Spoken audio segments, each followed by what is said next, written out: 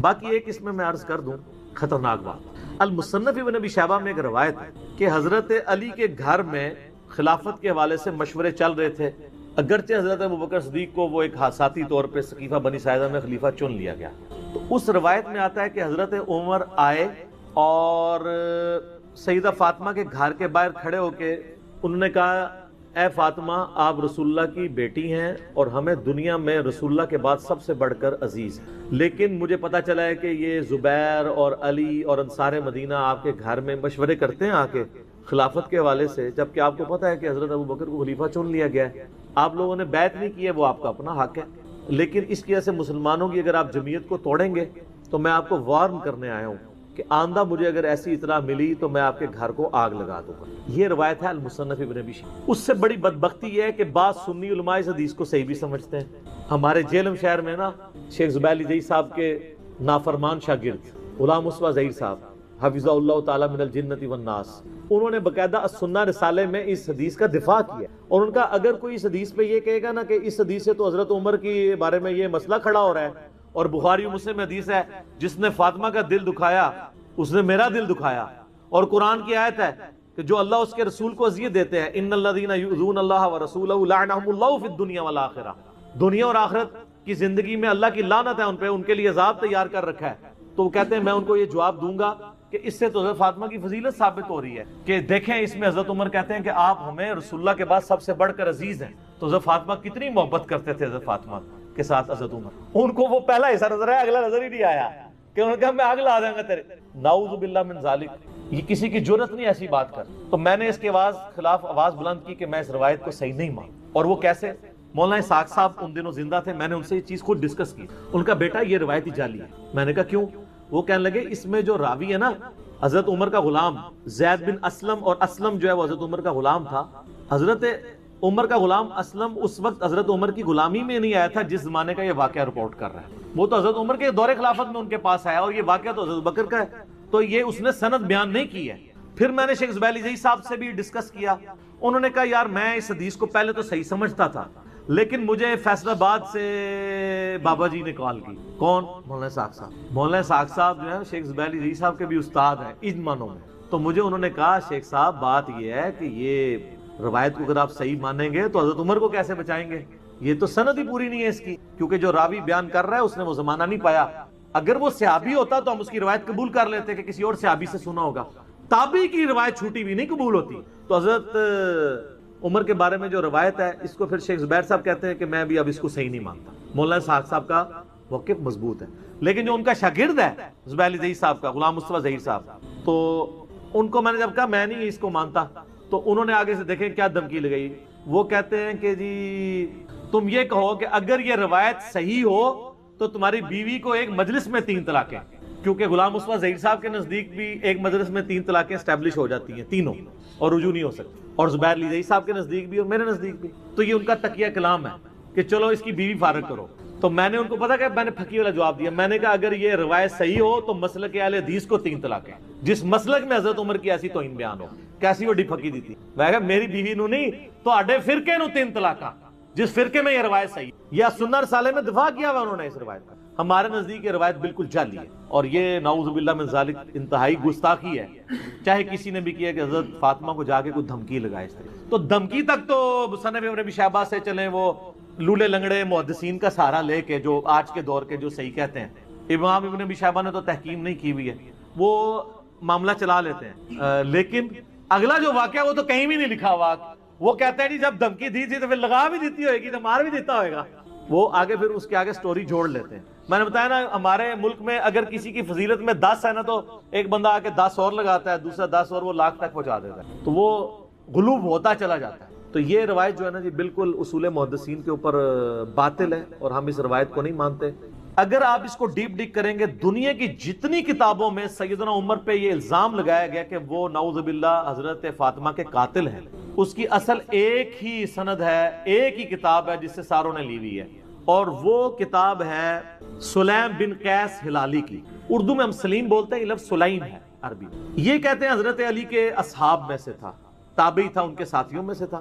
جب حجاج ابن یوسف نے شیعان علی کے اوپر ظلم کیے تو یہ چھپ کے ابان بن ابی عیاش کے گھر میں اس نے پناہ لی، پوری زندگی اس کے ساتھ رہا، مرتے مرتے یہ کتاب اس کے حوالے کی اور کہا کہ میں تو جا رہا ہوں، تو یہ کتاب امانت ہے تیرے پاس، امت تک پہنچانی ہے۔ اس کے بعد ابان بن ابی عیاش اس کتاب سے روایتیں بیان کرتا تھا۔ اب یہ نہیں پتا کہ یہ روایت اس کتاب میں لکھی بھی تھی کہ نہیں ہے، وہ خود سے بیان کرتا تھا، کیونکہ ابان بن ابی عیاش خود کذاب ہے۔ کذاب بندہ اگر روایت بیان کر رہا ہو تو اس کی اتھینٹسٹی خود ہی ختم ہو جاتی ہے۔ ابان بن ابی عیاش وہ ہے جس کو صحیح مسلم کے مقدمے میں امام مسلم نے لکھا ہے کہ یہ کذاب جھوٹا راوی ہے، بلکہ دو تابعین تبع تابعین آپس میں ملاقات کرتے ہیں تو اور وہ اس کو بتاتا ہے کہ میں نے جو ہے وہ 1000 سے زیادہ حدیثیں ابان بن ابی عیاش سے سنی، اور وہ کہتا ہے پھر میں نے نبی الاسلام کی خواب میں زیارت کی تو آپ نے صرف 5 یا 6 حدیثوں کی تصدیق کی، باقی سب پہ آپ نے فرمایا میری حدیثیں ہی نہیں ہیں۔ ابان بن ابی عیاش کا یہ حال ہے۔ یہ 140 ہجری میں یا 146 ہجری میں فوت ہوا ہے۔ کذاب، یہ اس نے واقعہ گھاڑ کے بیان کیا ہے۔ دنیا میں جہاں بھی آپ کو واقعہ ملے گا نا، ابان بن ابی عیاش کے حوالے سے ملے گا، اور وہ کہے گا جی مجھے جو کتاب ملی تھی سلیم بن قیس ہلالی کی اس سے، اور یہ نہ سمجھیے گا یہ صرف سنی سے کہہ رہے ہیں کذاب ہے۔ علامہ خوئی جو ہیں اہل تشیع کے، وہ بھی کذاب سمجھتے ہیں اسے، شیعہ کے نزدیک بھی جھوٹا راوی ہے، لیکن یہ سودا چونکہ وہ ذاکرین نے بیچنا تھا، اور مجھے دکھ ہے بعض علماء بھی یہ سودا بیچ شیعہ کیا، ان کو تو کم از کم شرم و حیا کرنی چاہیے کہ اس کی سند ثابت بھی ہے کہ نہیں۔ پہلے تو سند کے ساتھ واقعہ ثابت کریں، اگلی بات تو بعد میں ہوگی۔ جب ایک چیز ثابت ہی نہیں ہے اور آپ وہ سودا بیچ رہے ہیں اور اتنی بڑی بات کر رہے ہیں، بالکل جھوٹا واقعہ یہ۔ کوئی سیدنا عمر قاتل فاطمہ نہیں ہے، ورنہ مولا علی پوری زندگی کبھی بھی کمپرومائز نہ کر۔ مولا علی کو یہ حدیث نہیں پتا تھی، بخاری و مسلم دونوں میں حدیث ہے، فاطمہ میرے جگر کا ٹکڑا ہے، جس نے فاطمہ کو تکلیف دی اس نے مجھے تکلیف دی، اور جس نے فاطمہ کو قتل کیا ہو مولا علی اس کے ساتھ ہو، اور اپنی بچی کا رشتہ ام کلثوم کا اس کو دے دیں۔ اور یہ وہ چیز ہے جو شیعہ کی کتابوں میں موجود ہے۔ وہ تعویل کرتے ہیں کہ جی وہ زبردستی لیا تھا، انکاری کوئی نہیں ہے، ذاکرین انکاری ہو جائے، ذاکرین تو ہے ہی جاہل ہے نا، ان کے پاس تو علم ہے ہی۔ حضرت عمر چاہتے تھے میری اہل بیت کے ساتھ نسبت کام آئے، مجھے قیامت الدین، تو حضرت علی سے ان کی بچی کا رشتہ مانگا، تو اس طرح ہوتا۔ پھر حضرت علی رضی اللہ تعالیٰ عنہ چیف جسٹس کا عہدہ قبول کرتے ہیں حضرت عمر کے دور کے اندر کہ تو میرے بیوی کا قاتل ہے، تو ہاں میں تیرا عہدہ قبول کرتا ہوں۔ اور ناج البلاغہ سے میں نے خطبہ بتایا، جنگ قادسیہ میں جانے سے روکا ہی مولا علی نے کہ عمر اگر تو مارا گیا تو پیچھے ہمارا ستیہ ناش ہو جائے گا۔ ان کی جان کو قیمتی سمجھتے ہوتے، اپنے بیوی کی قاتل، اور بیوی نہیں صرف جنتی عورتوں کی سردار، بخاری مسلم میں حدیث ہے میری بیٹی فاطمہ جنتی عورتوں کی سردار ہے، اور ترمذی میں آگے الفاظ ہیں حسن و حسین جنتی نوجوانوں کے سردار ہیں۔ تو ہم تو مولا علی کے ساتھ کھڑے علیہ السلام، وہ شیخین کے ساتھ رہے، خلفائے ثلاثہ کے ساتھ رہے۔ میرا یوٹیوب پہ کلپ ہے خلفائے ثلاثہ کی شان مولا علی کی زبانی نہج البلاغہ سے، سنی کتابوں سے نہیں، شیعہ کی نہج البلاغہ سے، لاکھوں لوگوں نے دیکھا ہے، ایچ ڈی کیمرے میں نے سارے خطبات دکھائے۔ یہ بالکل جھوٹ ہے کہ وہ نعوذ باللہ سیدہ فاطمہ کے قاتل تھے، اور کہتے ہیں دروازہ پھینک دیا۔ اللہ کے بندو، دروازے تو اس ٹائم ویسے ہی کوئی نہیں تھے۔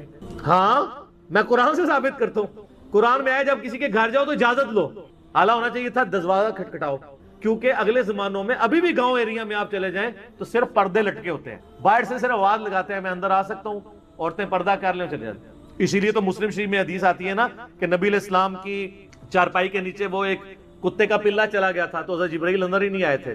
اوریجنل سگے مدینہ، اصلی مدینے کا کتا ٹر گیا سی تو جبرائیل نہیں سنائے، پھر اس کو نکالا تو پھر وہ جبرائیل علیہ السلام آئے، ان کا ہم کتے والے گھر میں نہیں جا سکتے۔ سگے مدینہ والا بھی میرا کلپ دیکھ، تو وہ سگے مدینہ کیسے پہنچ گیا اندر؟ صرف پردہ ہوتا تھا۔ آج بھی آپ اپنا دروازہ ختم کریں، پردہ لگائیں، بلیاں کتے یہ سارا کچھ آنا شروع ہو جائیں گے گھر، کیونکہ وہ کچن کے اندر پہنچیں گے۔ چوہے چونکہ ان کو وہ چھوٹی سی جگہ سے بھی نکل جاتے ہیں، اس لیے ان کو اجازت لینے کی ضرورت نہیں پڑتی۔ چوہے تو ماشاءاللہ آپ کے گھروں میں ہوں گے ہی، آپ کو پتہ ہی ہوگا، بغترے ہوتے ہیں سارے چوہے۔ تو پینٹاگون کے اندر اتنے ہیں، آپ پتہ ہے ان کو بھی آئے دن وہ سیلنگ اتار کے تو سپرے کرنے پڑتے ہیں۔ چوہے تو سر امریکہ میں نہیں جیت سکتا، ایڈی اوڈی شاید چوہا۔ تو دروازہ کو نہیں گرایا، وہ پردے ہی ہوتے تھے، دروازہ وغیرہ کو نہیں گرایا۔ یہ بالکل جعلی بات ہے، جھوٹی بات ہے، اور یہ فٹ ان نہیں بیٹھتی۔ باقی رہ گیا باغ فتق والا مسئلہ، اس کے اوپر بھی میں نے مختصر گفتگو کی تھی کہ یہ مینیجریل ایشو تھا، اس کو اگر آپ اس حوالے سے ویسے لیں گے تو میرے بھائی پھر مسئلہ جو ہے وہ ابو بکر عمر کا نہیں ہے، مسئلہ پھر مولا علی کا بھی بن جائے گا، چاہے وہ امت کے مفاد میں بھی ہو، لیکن مسئلہ بہت بڑا ہے نا، کیونکہ آپ علیہ السلام فرما رہے ہیں جس نے فاطمہ کو تکلیف دی اس نے مجھے تکلیف دی۔ رسول اللہ کو تکلیف دینے کا معاملہ کہاں تک جاتا ہے؟ چلے الٹیمیٹلی آپ کی بات مان لی کہ انہوں نے امت کے مفاد میں کیا، تو آپ کو امت کا مفاد عزیز نہیں ہے کہ آپ بکواس کرنے بند کر دیں، قیامت کے دن کے لیے چھوڑ دیں؟ جب مولا علی خاموش ہو گئے اس مسئلے میں تو آپ کیوں اپنی زبانوں سے اس طرح کی باتیں کرتے ہیں؟ اور یہ بات یاد رکھیے گا کہ یہ بات ٹھیک ہے کہ حضرت ابوبکر کی جو خلافت ہے نا، جس طریقے سے قائم ہوئی ہے نا، وہ کیٹاسٹرافک کنڈیشن میں ہوئی ہے، اور میں اپنی طرف سے بات نہیں کر رہا، میں نے یہ کربلا والے ریسرچ پیپر میں یہ ساری حدیثیں ڈالی ہیں. یہ میں ذرا اس کا تعارف بھی کرا دوں میرے بھائیو. یہ میں نے ایک ریسرچ پیپر لکھا ہے، واقعہ کربلا کا حقیقی پس منظر، 72 صحیح الاسناد احادیث کی روشنی میں. 72 کا ٹائٹل تو شہدائے کربلا کی نسبت سے ہے، احادیث اس میں 200 سے زیادہ ہے، جس میں خلفائے راشدین سے شروع ہوں. سیدنا عمر کی شہادت سے شہادت حسین تک. حقیقی خلفائے راشدین کون ہیں؟ شہادت عثمان کے اصلی اسباب، جنگ جمل، صفین، نہروان، حضرت معاویہ کا دور ملوکیت، صلح حسن، اس کے بعد یزید کی ولی عہدی، اور الٹیمیٹلی حضرت حسین ابن علی کی مظلومانہ شہادت رضی اللہ عنہما وعلیہم السلام. اس کی سافٹ کاپی آپ ہماری ویب سائٹ ahlsunnatpak.com سے فری ڈاؤن لوڈ کریں. 5B ریسرچ پیپر ہے، ہارڈ کاپی فری، اور اس کے ساتھ باقی ریسرچ پیپرز ہیں ٹوٹل 9. 3 اذکار کارڈ ہیں، وہ آپ منگوا سکتے ہیں. صبح 9 سے مغرب تک ہماری اکیڈمی کا نمبر کھلا ہوتا ہے، +92 کے کوڈ کے ساتھ 32159000162، اور پاکستان سے کریں گے تو 032159000162. کال کریں، اپنا ایڈریس ٹیکسٹ میسج کریں، فری کاپی آپ کے گھر آ جائے گی. ایک کاپی تو ہم سب کو فری دیتے ہیں. تو اس میں نے یہ ساری حدیث بیان کی ہیں. اس میں حضرت عمر کا فتویٰ ہے، انٹرنیشنل نمبر کے مطابق صحیح بخاری میں ہے 6830. یہ بڑی ڈیٹیلڈ حدیث ہے بالکل. صحیح بخاری میں آتا ہے، عبداللہ ابن عباس کہتے ہیں کہ میں منا میں تھا، عبد الرحمن بن عوف اور امیر المومنین عمر ابن خطاب بیٹھے تھے. حضرت عمر کا دور تھا، تو کسی نے آ کے شکایت کی کہ لوگ تو بار چیما گوئے کر رہے ہیں کہ جب عمر مر جائے گا تو ہم فلاں شخص کو اپنا خلیفہ چن لیں گے. تو حضرت عمر کو غصہ آیا، انہوں نے کہا کہ ان کی جرت کہ مومنین کے مشورے کے بغیر خلیفہ چن لیں گے، مسلمانوں کے مشورے کے بغیر، میں یہیں پہ خطبہ دوں گا. تو عبد الرحمن بن عوف نے کہا امیر المومنین یہاں پہ تو ہر طرح کے لوگ آئے اور ابھی یہ بات پھیلی بھی نہیں، آپ واپس جا کے مدینہ شریف میں خطبہ دیجیے گا سینئر صاحب کو. اور اس پہ میں اکثر کہتا ہوں کہ اگر یہ یوٹیوب پہ بات آئی ہوتی نا، حضرت عمر کا یوٹیوب پہ کلپ چڑھتا، ظاہر ہے سپر پاور چیلنج ہو رہی تھی. آپ دیکھتے ہیں ذرا سا مسئلہ ہوتا ہے، ٹرمپ کا ٹویٹ آ جاتا ہے، وہ پھر پینٹاگون میں بیٹھ کے بات نہیں کرتا، وہ ٹویٹ کرتا ہے کہ سارے کان کھول کے سن لو. تو حضرت عمر واپس آئے، بخاری کے الفاظ ہیں، انہوں نے مدینہ شریف میں خطبہ دیا. ابن عباس کہتے ہیں کہ میں اس خطبے میں ایسا تھا کہ میرا گھٹنا حضرت عمر کے ممبر کے ساتھ جڑا ہوا تھا. تو انہوں نے کہا یہ جو لوگ اس طرح کی باتیں کر رہے ہیں اور پلی یہ لے رہے ہیں کہ حضرت ابو بکر کو بھی تو بغیر مشورے کے چن لیا گیا تھا. تو انہوں نے کہا ہاں ایسا ضرور ہوا تھا، لیکن حضرت ابو بکر کی خلافت کو کوئی مستقبل کے لیے دلیل نہ مانے. یعنی حضرت عمر خود بھی مانتے تھے کہ وہ اس طریقے سے نہیں چنا جانا چاہیے. اور پھر تم میں سے کون ابو بکر جیسا ہو سکتا تھا؟ اس وقت حالات ایسے بنے کہ ہمیں مجبوراً ایسا کیا گیا. حضرت عمر کو حضرت ابو بکر نے نامزد کیا، لیکن وہ کئی ہفتے مشورے چلے ہیں. اس کے بعد تو حضرت عمر نے تو 6 رکنی کمیٹی بنائی ہے، پہلے بھی مشورے سے ہوا ہے، دھونس کے ساتھ نہیں ہوا. تو حضرت عمر نے کہا کہ اگر کسی نے یہ کام کیا اور کسی کو اس طرح کا خلیفہ چنا تو اس کا انجام قتل و غارت ہوگا. یعنی وہ خلافت اسٹیبلش ہی نہیں ہوگی. ہم یزید کی خلافت کو اسٹیبلش ہی نہیں مانتے. ہمیں کیوں آپ کہتے ہیں حضرت حسین نے خروج کیوں کیا؟ ہم اسے کیا مانتے ہیں؟ اس لیے کہ اس کو خلافت کو اسٹیبلش ہی نہیں مانتے. ایک عورت ایک خامد کے عقد میں نہیں آئی ہے تو وہ خامد نکاح سے پہلے اپنی بیوی کو خامد کے فضائل سنا سکتا ہے؟ جب بنے گی پھر دیکھی جائیں. ایک خلیفہ کی خلافت اسٹیبلش ہی نہیں ہوئی ہے، دھونس اور بدماشی کے ساتھ ہوئی ہے. اس میں نے درجنوں حدیث بخاری مسلم سے کوٹ کی ہیں. تلوار کے زور کے اوپر بیعت لی گئی ہے، وہ تو اسٹیبلش ہی نہیں ہوئی ہے. وہ سقیفہ بنی ساعدہ کی حدیث بھی بخاری مسلم جس کی طرف حضرت عمر نے اشارہ کیا، بڑی لمبی حدیث ہے. یعنی سیدنا ابو بکر عمر بیٹھے ہوئے تھے، نبی الاسلام کی یعنی میت، تو لوگ سب رو رہے تھے. تو ایک بندہ آگے بتاتا ہے کہ وہاں تو سقیفہ بنی ساعدہ کے اندر تو سعد ابن عبادہ کو لوگ خلیفہ بنانے لگے انصار میں سے. حالانکہ انہوں نے کہا کہ یار یہ کوئی موقع ہے ہم ایسا کریں. انہوں نے کہا پھر بعد میں پچھتاؤ گے، اگر بیعت ہوگی تو لڑائی شروع ہو جائے گی. تو مجبوراً یہ میت سے اٹھ کے گئے اور یہ کہتے ہیں جنازہ نہیں پڑھے. جنازے پڑھے ہیں یار، جنازہ تو 3 دن تک ہوتا رہا. خلافت تو پہلے دن اسٹیبلش ہو گئی تھی. ایویں جھوٹ بولتے ہیں. لاکھوں لوگوں نے جنازہ پڑھا ہے نبی علیہ السلام کا. سوموار کی صبح وفات ہوئی ہے، بخاری مسلم میں آتا ہے. سوموار پورا دن، سوموار کے بعد پوری رات، پھر منگل پورا دن، منگل کی رات، بدھ پورا دن، بدھ کی رات کو دفن. وفات النبی کے اوپر لاکھوں لوگوں نے میری ویڈیو دیکھی. آپ وفات النبی اور نبی علیہ السلام صلی اللہ علیہ وسلم کا نام لکھ کے میرا نام لکھیں تو وہ کھل جائے گا. اچھا، وہاں پہ سعد ابن عبادہ کی لوگ بیعت کرنا چاہ رہے تھے. اب ظاہر ہے بخاری مسلم کی حدیث ہے خلافت صرف قریش میں رہے گی. حضرت عمر نے کہا کہ میں نے ارادہ کیا کہ میں یہاں پہ خطبہ دوں، اور میں دماغ میں پورا مضمون میں نے بنایا ہوا تھا. تو جب میں بولنے لگا حضرت ابوبکر نے مجھے چپ کرا دیا، کیونکہ حضرت ابوبکر کو پتا تھا کہ حضرت عمر جذباتی ہیں، مسئلے کو مس ہینڈل کرتے ہیں. ان کا تم چپ کر جاؤ. پھر حضرت ابوبکر نے بڑے پازیٹیو انداز میں انہوں نے کہا انصار مدینہ تم نے تو رسول اللہ کو یہاں پہ دعوت دی اور تمہاری مدد سے یہ سب کچھ ہے، یہ تمہاری برکات ہے. تم ہمارے وزیر کے طور پہ رہو گے جیسا کہ نبی علیہ السلام کے وزیر کے طور پہ تھے. اور نبی علیہ السلام قریش میں سے ہیں اور عرب کا ماحول قبائلی ہے. اگر قریش میں سے خلیفہ نہ چنا گیا تو باقی قبائل اس کو خلیفہ ہی نہیں مانیں گے. اور نبی اسلام نے فرمایا بھی تھا کہ خلافت قریش میں رہے گی. تو پھر انصار میں سے خود لوگ کھڑے, انہوں نے کہا واقعی رسول اللہ قریش میں سے تھے, لہذا قریش میں سے کسی کو خلیفہ ہونا چاہیے. پھر حضرت ابوبکر نے کہا یہ کھڑے ہیں امین الامت ابو عبیدہ ابن جراح اور حضرت عمر, ان دونوں میں سے کسی کو اپنا خلیفہ چنیں. تو دونوں نے کہا معاذ اللہ کہ ہم ابوبکر کی موجودگی میں, حضرت عمر کے تو الفاظ ہیں میرے تلوار سے 2 ٹکڑے کر دیے جاتے تو یہ مجھے گوارا تھا, مجھے یہ گوارا نہیں تھا کسی ایسی مجلس میں جہاں ابوبکر موجود ہوں, لوگ میری بیعت کریں. تو فوراً ابوبکر کا ہاتھ پکڑا اور کہا کہ آپ کو اللہ کے نبی نے مصلی پہ کھڑا کیا, آپ یار غار ہیں, آپ کی موجودگی میں ہم یہ کام نہیں کریں گے. بار سعد ابن عبادہ نے پھر بھی بیعت نہیں کی, ان کے ساتھیوں نے کر لی. تو یعنی خزرج نے, اوس کے سردار تھے سعد ابن معاذ, وہ تو خندق میں شہید ہو گئے تھے, یہ خزرج کے سردار تھے. بعد میں حضرت عمر کی بھی بیعت انہوں نے کی لیکن کسی نے ان کو قتل نہیں کروایا. یہ تو بعد میں دھونس زبردستیاں شروع ہو گئیں تو ملوکیت کے اندر. حضرت علی نے بھی نہیں کیا تھا خوارج کو, جب وہ حضرت علی کے فوجیوں کو قتل کرنا شروع ہوئے تو ایز اے لاسٹ ریزارٹ جن لوگوں نے جتھا بنایا, چاہے خوارج ہوں چاہے جمل ہو صفین, وہ جتھا بنانے کے اوپر ہوا تھا, ریٹ آف دی گورنمنٹ کو چیلنج کرنے. اب بخاری مسلم کے آگے الفاظ ہیں کہ جب یہ بیعت ہو گئی تو 6 مہینے تک حضرت علی نے بیعت نہیں کی. حضرت علی کے دل میں یہ دکھ تھا کہ انہوں نے مجھے کیوں نہیں مشورے میں شامل کیا, ہم اہل بیعت ہیں. ان 6 مہینوں میں حضرت فاطمہ بھی بیمار ہوئی, فوت ہو گئیں. حضرت فاطمہ کی شہادت کے بعد, جس کو شیعہ شہادت کہتے ہیں, ہم اسے وفات کہتے ہیں, لیکن ہم ان کو شہادت بھی سمجھتے ہیں کیونکہ مسلم میں حدیث ہے اگر کسی کے دل میں شہادت کی تمنا ہو, اس سے اپنے بسترے پہ بھی موت ہے وہ شہید ہی. ان معنوں میں شہادت ہے, ویسے نیچرل ڈیتھ ہوئی ان کی. سیدنا علی نے پیغام بھیجا حضرت ابوبکر کی طرف. اس حدیث میں آتا ہے بخاری مسلم کی کہ لوگ جب تک فاطمہ زندہ رہیں تو حضرت علی کے ساتھ پھر بھی کچھ تعلق تھا, بعد میں لوگوں نے آنکھیں ماتھے پہ رکھنا شروع کر دیں. حضرت علی نے حضرت ابوبکر کو پیغام بھیجا کہ میرے گھر آئیں. آپ نوٹ کریں کہ امت کے امام ہے اس وقت حضرت ابوبکر, خلیفۃ المسلمین ہے, اور ایک عام شخص کہہ رہا ہے کہ مجھے آگے گھر ملے. وہ عام بندہ نہیں تھا, حضرت ابوبکر کو بھی پتا تھا یہ خلیفت نبی صلی اللہ علیہ وآلہ وسلم کے قریبی اہل بیت ہیں اور میں خلیفت اور رسول ہوں, اس کا یہ مطلب نہیں ہے کہ میں اہل بیت سے اوپر ہو گیا ہوں. وہ آگے, اور حضرت علی نے کہا کہ دیکھنا عمر کو ساتھ نہیں لینا. یہ حضرت عائشہ روایت کر رہی ہیں, پوری حدیث بخاری مسلم. اور حضرت عائشہ کہتی ہیں کہ حضرت علی ناپسند کرتے تھے کہ عمر کو لایا جائے کیونکہ حضرت عمر جذباتی تھے, اس وجہ سے, یہ نہیں کہ ویسے کوئی دشمنی. تو حضرت عمر نے کہا میں آپ کو نہیں جانے دوں گا. ہائے ہائے. حضرت ابوبکر کہتے ہیں کہ واللہ رسول اللہ کے گھر والوں سے مجھے کوئی نیگیٹو امید نہیں ہے. ظاہر ہے اس زمانے میں آپ بلا کے کسی کو قتل کر دیں تو ختم.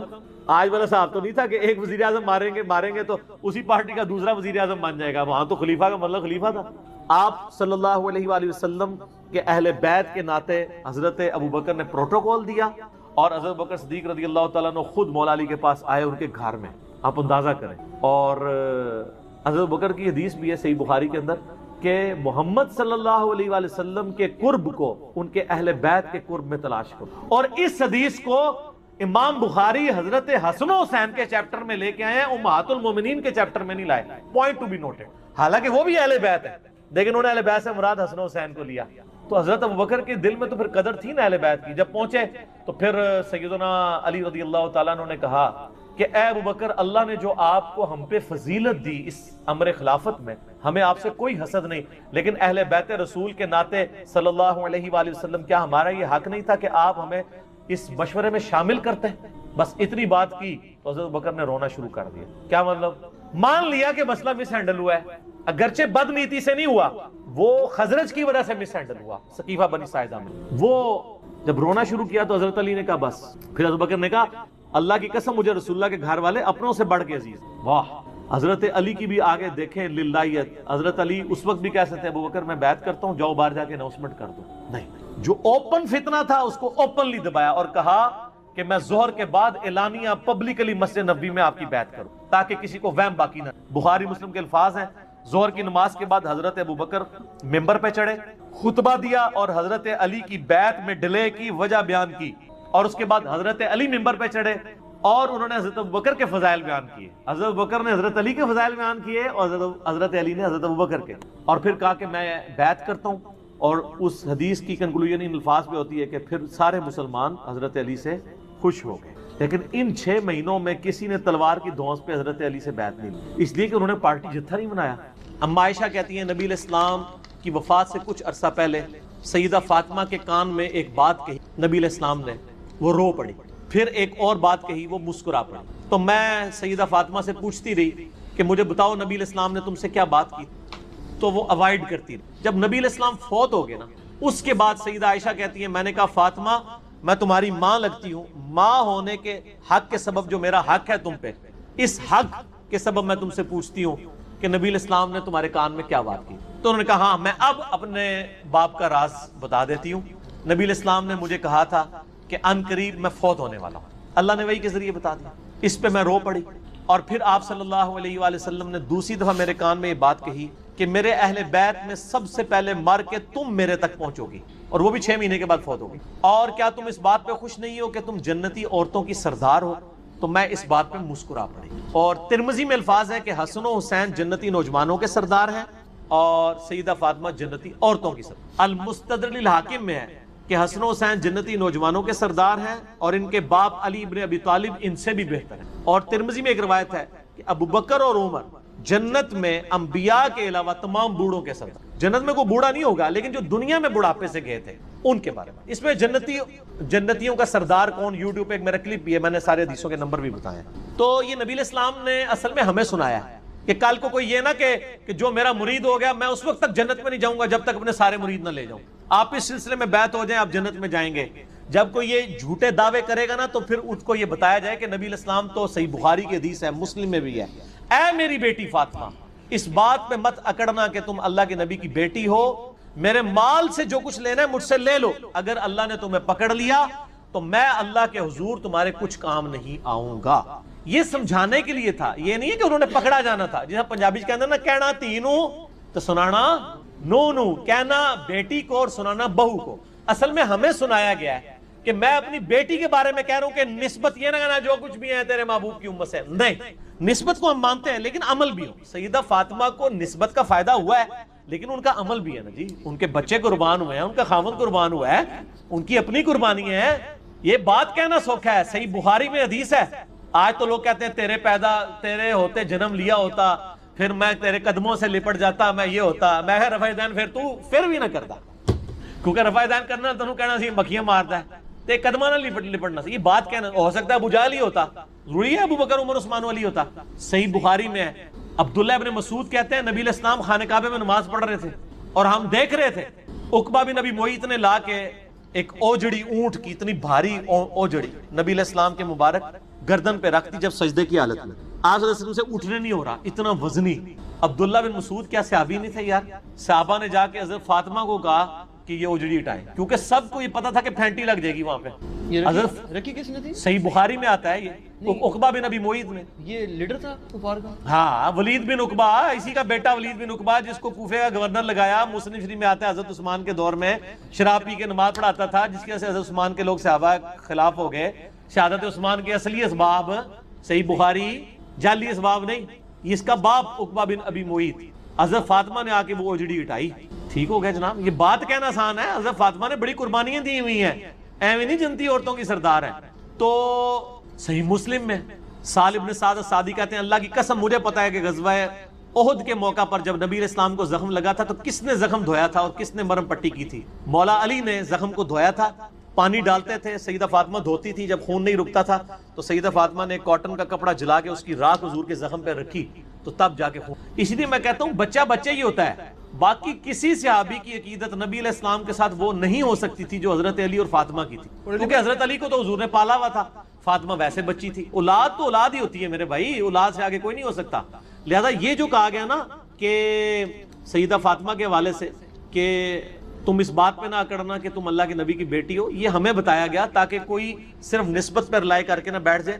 اور یہ جملے تو نبی علیہ السلام کے بارے میں بھی قرآن میں آئے. یہ دعا صرف اللہ ہی سے. اس میں پہلے صفحے پہ آپ دیکھیں نا، اللہ تعالیٰ نے 18 نبیوں کا ذکر کیا ہے سورہ الانعام کے اندر آیت نمبر 88 میں. پھر فرمایا 18 نبیوں کا بائی نیم ذکر کر کے کہا وَلَوْ أَشْرَكُوا لَحَبِطَ عَنْهُمْ مَا كَانُوا يَعْمَلُونَ. اگر یہ بھی شرک کرتے ان کے بھی اعمال برباد ہو جائے. تو کیا نبی شرک کرتے تھے؟ سمجھانے کے لیے. یہاں بھی حضرت فاطمہ کا سمجھانے کے لیے ہے کہ اگر میری بیٹی فاطمہ بھی چوری کرے گی اس کے بھی ہاتھ کٹیں گے. اے میری بیٹی فاطمہ اس پہ نہ کرنا کہ اللہ کے نبی کی بیٹی ہو، وہ سردار ہے. اچھا، اس کے بعد ہمارے نبی علیہ السلام کو مخاطب کیا گیا سورہ الزمر آیت نمبر 65 میں وَلَقَدْ أُوحِيَ إِلَيْكَ وَإِلَى الَّذِينَ مِن قَبْلِكَ لَئِنْ أَشْرَكْتَ لَيَحْبَطَنَّ عَمَلُكَ وَلَتَكُونَنَّ مِنَ الْخَاسِرِينَ. اے نبی بے شک آپ کی طرف اور آپ سے پہلے تمام نبیوں کی طرف یہ وحی کی گئی کہ اے نبی اگر آپ نے بھی شرک کیا آپ کے بھی اعمال برباد ہو جائیں گے اور آپ بھی خسارہ پانے والوں میں ہو جائیں گے. یہ بات تو نبی علیہ السلام کو سنگولر کے صیغے سے کہی جا رہی ہے، لیکن کہا سنایا کسے جا رہا ہے؟ ٹھیک ہے. پھر آیا قرآن میں 3 دفعہ، سورہ زمر میں، سورۃ الانعام کے اندر، سورہ یونس میں، قل انی اخاف ان عصیت ربی عذاب یوم عظیم. اے نبی فرما دیجئے کہ میں خود ڈرتا ہوں اس بات سے کہ بڑے دن کا عذاب مجھے نہ آ پکڑے اگر بالفرض میں نے اپنے رب کی نافرمانی کی. تو یہ سمجھانے کے لیے تو نبیوں کو کہا گیا، تو حضرت فاطمہ تو پھر بھی بعد میں کہ آپ صلی اللہ علیہ وآلہ وسلم نے فرمایا افطار کے وقت کی گئی دعا رد نہیں کی جاتی. اس میں الفاظ تھے کہ دعا قبول ہوتی ہے، اس میں الفاظ ہے رد نہیں کی جاتی. اور اس حدیث میں ساتھ ہی الفاظ ہیں کہ عبداللہ ابن عمر ابن عاص رضی اللہ تعالیٰ عنہ کے بارے میں عبداللہ ابن ابی ملیکہ تابعی کہتے ہیں کہ جب بھی وہ روزہ کھولا کرتے تھے یہ حدیث بیان کیا کرتے تھے کہ روزے دار کی افطار کے وقت دعا رد نہیں جاتی، اور پھر ساتھ دعا کیا کرتے تھے اللہم انی اسألک برحمتک، اے اللہ میں تجھ سے تیری رحمت کا سوال کرتا ہوں، التی وسعت کل شیء ان تغفر لی، کل شیء ان تغفر لی، وہ رحمت جو کہ ہر چیز کا احاطہ کیے ہوئے ہے کہ اے اللہ تو میری مغفرت فرما دے. تو کوئی بھی دعا کی جا سکتی ہے، رب اجعلنی کی جا سکتی ہے، ربنا آتنا فی الدنیا کی جا سکتی، کوئی بھی دعا آپ اس وقت کر سکتے. اور ایک مسنون دعا ہے، سحری کی تو کوئی دعا ثابت نہیں ہے، یہ جعلی دعا پبلک کی، کل کے روزے کی نیت کرتا ہوں، اس دن کے روزے کی نہیں، اگلے کل کے روزے کی، وہ تو کسی کتاب میں نہیں لکھی ہوئی ہے، خود سے جعلی دعا بنائی ہوئی ہے. البتہ افطار کی ایک صحیح دعا ہے، سنن نبی داؤد میں مشکات میں 1993 ہے، ذهب الظمأ وابتلت العروق وثبت الاجر انشاءاللہ، ذهب الظمأ وابتلت العروق وثبت الاجر انشاءاللہ، یعنی پیاس چلی گئی، رگیں تر ہو گئی، اور اللہ کے حضور ہمارا اجر پکا ہو گیا. یہ اس کا ترجمہ. لیکن یہ روزہ کھولنے کے بعد، پانی پینے کے بعد یہ دعا مانگی جائے گی، پہلے نہیں. پہلے آپ صبح شام کے اذکار کریں. سب سے بہتر ٹائم شام کے اذکار کا مغرب سے جسٹ پہلے ہے، کیونکہ شام کا وقت وہ ہوتا ہے، مغرب کے بعد تو رات شروع ہو جاتی ہے نا، سب سے بہترین وقت وہ ہے. اور جو دعائیں ہیں سنت وہ پڑھیں، قرآنی دعائیں پڑھ سکتے ہیں. البتہ ایک مشہور جو پبلک میں دعا ہے وہ بالکل مردود روایت ہے، مرسل ہے، منقطع روایت ہے، وہ تابعی سے ہے، اور تابعی صحیح مسلم کے مقدمے میں آیا ہے کہ تابعی جب نبی صلی اللہ علیہ وسلم سے بیان کرے گا اور صحابی کا ذکر نہیں کرے گا وہ منقطع ہوگی، مرسل ضعیف روایت ہوگی. مشکات میں 1994 ہے، سنن نبی داؤد کے کانٹیکسٹ میں معاذ بن زہرہ تابعی سے ہے، یہ روایت بھی ضعیف ہوگی. اللہم سمت وعلی رزقک افطرت، ایدے بھی ویسے انہوں نے داخل کیتا ہے، اللہم انی لک سمت وبک آمنت. او کون ہر شاید جعلی چیزیں بھی جعلی چیزیں شامل کی ہیں، حالانکہ جو جعلی ہے وہ بھی ہے اتنی، اللہم لک سمت وعلی رزقک افطرت، یہ بھی روایت جعلی ہے. اور اصل دعا وہی ہے، ذهب الظمأ وابتلت العروق وثبت الاجر انشاءاللہ. تو اس کے علاوہ جو دعائیں ہیں سنت وہ آپ کر سکتے ہیں. اور بیسٹ دعا وہی ہے جو بخاری اور مسلم میں آئی، ربنا آتنا فی الدنیا حسنہ وفی الآخرۃ حسنۃ وقنا عذاب النار. شام کے اذکار بھی کریں جو بلو کارڈ میں ہم نے لکھے ہوئے ہیں. دوسری حدیث بھی بخاری اور مسلم کی متفق علیہ حدیث ہے، مشکات میں 1956 ہے. آپ صلی اللہ علیہ وآلہ وسلم نے فرمایا جب رمضان المبارک کا مہینہ آتا ہے تو آسمان کے دروازے کھول دیے جاتے ہیں. دوسرے طریق میں آیا ہے جنت کے دروازے کھول دیے جاتے ہیں. تیسرے طریق میں آیا ہے رحمت کے دروازے کھول دیے جاتے ہیں. یہ سارے الفاظ بخاری اور مسلم میں ہیں.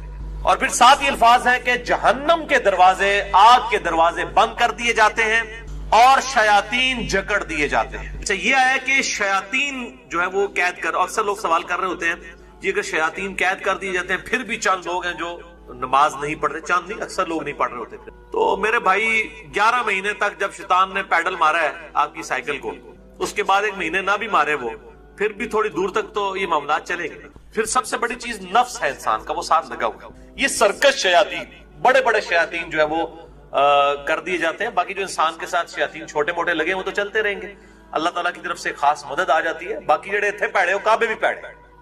اگر کسی نے اپنی اصلاح خود نہیں کرنی ہے تو اس کی رمضان میں کوئی اصلاح نہیں، اللہ تعالیٰ کی طرف سے ایک مدد مل جاتی ہے. اصل جو مسئلہ ہے وہ نفس کا ہے کہ انسان خود فیصلہ کرے کہ میں نے اللہ کے لیے کچھ کرنا ہے، تب فائدہ ہوگا. جب رمضان المبارک کا مہینہ آتا ہے تو آسمان کے دروازے کھول دیے جاتے ہیں. دوسرے طریق میں آیا ہے جنت کے دروازے کھول دیے جاتے ہیں. تیسرے طریق میں آیا ہے رحمت کے دروازے کھول دیے جاتے ہیں. یہ سارے الفاظ بخاری اور مسلم میں ہیں. اور پھر ساتھ ہی الفاظ ہیں کہ جہنم کے دروازے، آگ کے دروازے بند کر دیے جاتے ہیں اور شیاطین جکڑ دیے جاتے ہیں. اچھا یہ آیا کہ شیاطین جو ہے وہ قید کر، اکثر لوگ سوال کر رہے ہوتے ہیں یہ اگر شیاطین قید کر دیے جاتے ہیں پھر بھی چند لوگ ہیں جو نماز نہیں پڑھ رہے، چند نہیں اکثر لوگ نہیں پڑھ رہے ہوتے. تو میرے بھائی 11 مہینے تک جب شیطان نے پیڈل مارا ہے آپ کی سائیکل کو، اس کے بعد 1 مہینے نہ بھی مارے وہ، پھر بھی تھوڑی دور تک تو یہ معاملات چلیں گے. پھر سب سے بڑی چیز نفس ہے انسان کا، وہ ساتھ لگا ہوا. یہ سرکش شیاطین، بڑے بڑے شیاطین جو ہے وہ کر دیے جاتے ہیں. باقی جو انسان کے ساتھ شیاطین چھوٹے موٹے لگے وہ تو چلتے رہیں گے، اللہ تعالیٰ کی طرف سے خاص مدد آ جاتی ہے. باقی جڑے تھے پیڑے وہ کعبے بھی پیڑے. اگر کسی نے اپنی اصلاح خود نہیں کرنی ہے تو اس کی رمضان میں کوئی اصلاح نہیں، اللہ تعالیٰ کی طرف سے ایک مدد مل جاتی ہے. اصل جو مسئلہ ہے وہ نفس کا ہے کہ انسان خود فیصلہ کرے کہ میں نے اللہ کے لیے کچھ کرنا ہے، تب فائدہ ہوگا. تیسری حدیث جامعہ ترمذی، سنن ابن ماجہ میں ہے اور صحیح سند کے ساتھ مسند احمد میں ہے، اور مشکات میں آپ کو 1960 کے فٹ نوٹ پہ اور 1961 میں مل جائے گی. آپ صلی اللہ علیہ وآلہ وسلم نے فرمایا رمضان میں آسمان کے دروازے کھول دیے جاتے ہیں، آگ کے دروازے بند کر دیے جاتے ہیں، تمام سرکش شیاطین جکڑ دیے جائے. اس میں الفاظ آگے سرکش، بخاری مسلم میں سرکش نہیں تھا، اس سے پتا چلا کہ خاص شیاطین جو بڑے ہیں وہ جکڑے جاتے ہیں. اور ہر رات ایک منادی ندا کرتا ہے اللہ کی طرف سے، اے خیر کے طالب ہمت کر اور آگے بڑھ نیکیاں کرنے کے لیے، اور اے شر کے طالب رک جا، اب تو باز آ جائے اس مبارک مہینے میں. اور اللہ کی طرف سے ہر رات میں لوگوں کو جہنم سے آزاد کیا جاتا ہے. وہ جو روایت ہے وہ جعلی ہے کہ جی وہ پہلا اشرہ جو ہے وہ رحمت کا ہے، دوسرا جو ہے وہ مغفرت کا ہے، تیسرا دوزخ سے رہائی کا ہے. یہ تو ہر رات رہائی ہو رہی ہے. میں اس حدیث کو بھی بتا دوں گا بعد میں شعب الایمان کے حوالے سے. چوتھی حدیث بھی بخاری اور مسلم دونوں میں ہے، مشکات میں 1958. آپ صلی اللہ علیہ وآلہ وسلم نے فرمایا جو شخص ایمان اور احتساب کے ساتھ، اکاؤنٹیبلٹی کے ساتھ، احتساب کو آپ اگر اردو میں ٹرانسلیٹ کریں گے تو 3 چیزوں کا مجموعہ ہے. نمبر 1 اخلاص، نمبر 2 ثواب کی نیت، اور نمبر 3 اصلاح نفس، یعنی نفس کی اصلاح بھی جو ہے مطلوب. رمضان کے روزے رکھے اللہ تعالیٰ اس کے پچھلے سارے گناہوں کو معاف فرما دے گا. اور پھر ساتھ ہی الفاظ ہے جس نے ایمان اور احتساب کے ساتھ رمضان کی راتوں کا قیام کیا اس کے بھی پرانے سارے گناہ معاف. اور پھر ساتھ ہی فرمایا جس نے شب قدر کا قیام کیا ایمان اور احتساب کے ساتھ اس کے بھی پچھلے سارے گناہ معاف. لیکن اس سے مراد چھوٹے گناہ ہیں. بڑے گناہ نیک اعمال سے معاف نہیں ہوتے، وہ صرف توبہ کرنے سے معاف ہوتے ہیں اور گناہ چھوڑنے سے. اس کے سپورٹ میں حدیث ہے صحیح مسلم کی، مشکات میں ہے، اس کا نمبر 564.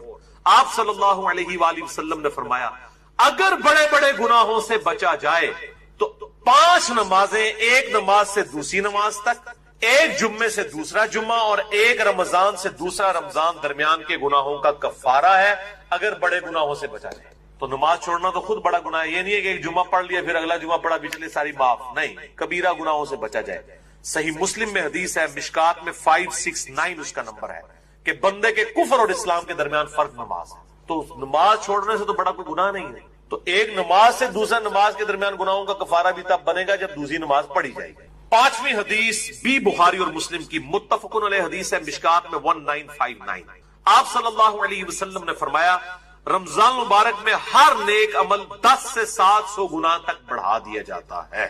اس لیے ہم کوشش کرتے ہیں کہ زکوٰۃ رمضان کے مہینے میں تاکہ زیادہ ثواب ملے.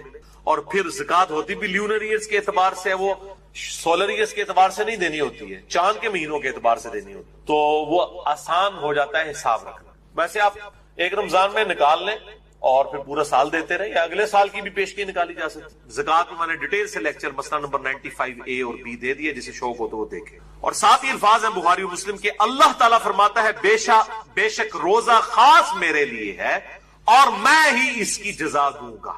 باقی نیکیوں کا تو پتہ چل جاتا ہے، روزہ انسان اور اس کے رب کے درمیان ایک راز ہے. اگر کسی شخص نے خود نہیں بتایا تو وہ چھپ کر کھا پی لے تو پتہ نہیں چلے گا. تو اللہ تعالیٰ ہمارا یہ میرے اور میرے بندے کے درمیان چونکہ خاص عبادت ہے، خاص میرے لیے ہے، میں اس کی جزا دوں. اور پھر 7 الفاظ ہیں، میرا بندہ اپنی خواہش اور کھانے کو میری وجہ سے ترک کرتا ہے. روزہ دار کے لیے 2 خوشیاں ہیں، پہلی خوشی افطار کے وقت اور دوسری خوشی اس وقت جب وہ اپنے رب سے ملاقات کرے انشاءاللہ. اور پھر 7 الفاظ ہیں، روزہ دار کی منہ کی بو اللہ تعالیٰ کو کستوری کی خوشبو سے بھی بڑھ کر عزیز ہے. پھر 7 الفاظ ہیں، روزہ ڈھال ہے، یعنی ایک ڈھال ہے گناہوں سے بچنے کی. جب تمہارا روزہ ہو تو فحش گوئی اور گناہوں سے اجتناب کرو. اگر روزے کی حالت میں کوئی تم سے جھگڑا کرے تو اس سے کہہ دو کہ میں روزے کی حالت. اللہ تو ڈر، میرا بھی روزہ ہے تیرا بھی روزہ ہے یار، جان چھاٹ. یعنی بجائے یہ کہ ترکی بترکی جواب دیا جائے، لڑائی کی جائے روزے کی حالت میں. ویسے روزے کی حالت میں انسان کی حالت بھی ایسی ہوتی ہے کہ انسان کہتا ہے یار کوئی نیڑے نہ ہی لگے، متھے نہ ہی لگے. خصوصاً عصر سے مغرب کا جو وقت ہے اس وقت بڑا مشکل ہوتا ہے، انسان کو گفتگو کرنے کو بھی دل نہیں کرتا. اسی لیے تقویٰ بھی حاصل ہوتا ہے، شہوت بھی ٹھنڈی ہوتی ہے، ہر چیز ٹھنڈی ہو جاتی ہے ظاہر ہے جب انسان روزہ رکھتا ہے. تو روزہ ڈھال ہے.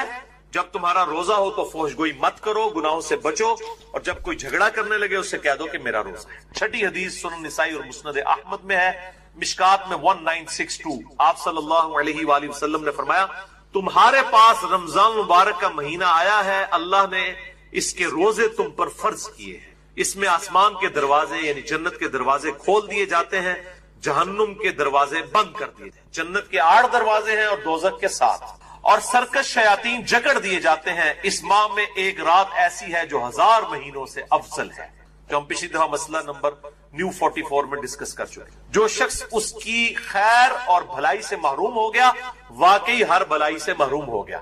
اور میں نے شب قدر کو پانے کا آسان طریقہ بتایا تھا، وہ جسے شوق ہو تو وہ لیکچر دیکھ. اچھا، اسی کانٹیکسٹ میں ایک مشہور حدیث ہے جو اکثر ڈاکٹر اسرار صاحب بھی بیان کرتے تھے، لیکن وہ سخت ضعیف روایت ہے. اس میں کافی الفاظ تو باقی احادیث بخاری مسلم میں اور اس میں بھی موجود ہیں، لیکن کچھ الفاظ جو ہے اس کے ضعیف ہیں. وہ شعب الایمان امام بیہقی کی کتاب سے ہے اور مشکات میں 1965 نمبر ہے کہ آپ صلی اللہ علیہ وسلم نے شعبان کی آخری رات میں صحابہ سے خطاب کیا کہ اب رمضان کا مہینہ شروع ہونے والا ہے اور یہ برکتیں ہیں. وہ ساری وہی ہیں جو ہم ڈسکس کر چکے. اس کے اینڈ پہ آتا ہے کہ اس کا پہلا عشرہ، پہلے 10 دن رحمت کے ہیں، دوسرے 10 دن جو ہے وہ مغفرت کے ہیں، اور تیسرے 10 دن جو ہے وہ دوزخ سے چھٹکارے کے ہیں. اور پھر لوگوں نے اس کے اوپر خود سے وہ دعائیں بھی ڈیوائز کر لی ہوئی. بالکل جعلی روایت ہے یہ.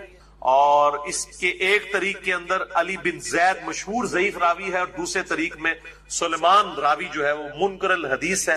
منکر الحدیث وہ راوی ہے جس کی حدیثیں ترک کر دی جائے، اس شدید ترین جرح ہو. اسی طریقے سے یہ اکثر رمضان سے پہلے بھی وہ یہ میسج چل رہا ہوتا ہے کہ جس نے رمضان کے چاند دیکھنے کی خوشخبری، تو یہ وہ سب جعلی جھوٹی روایتیں ہیں.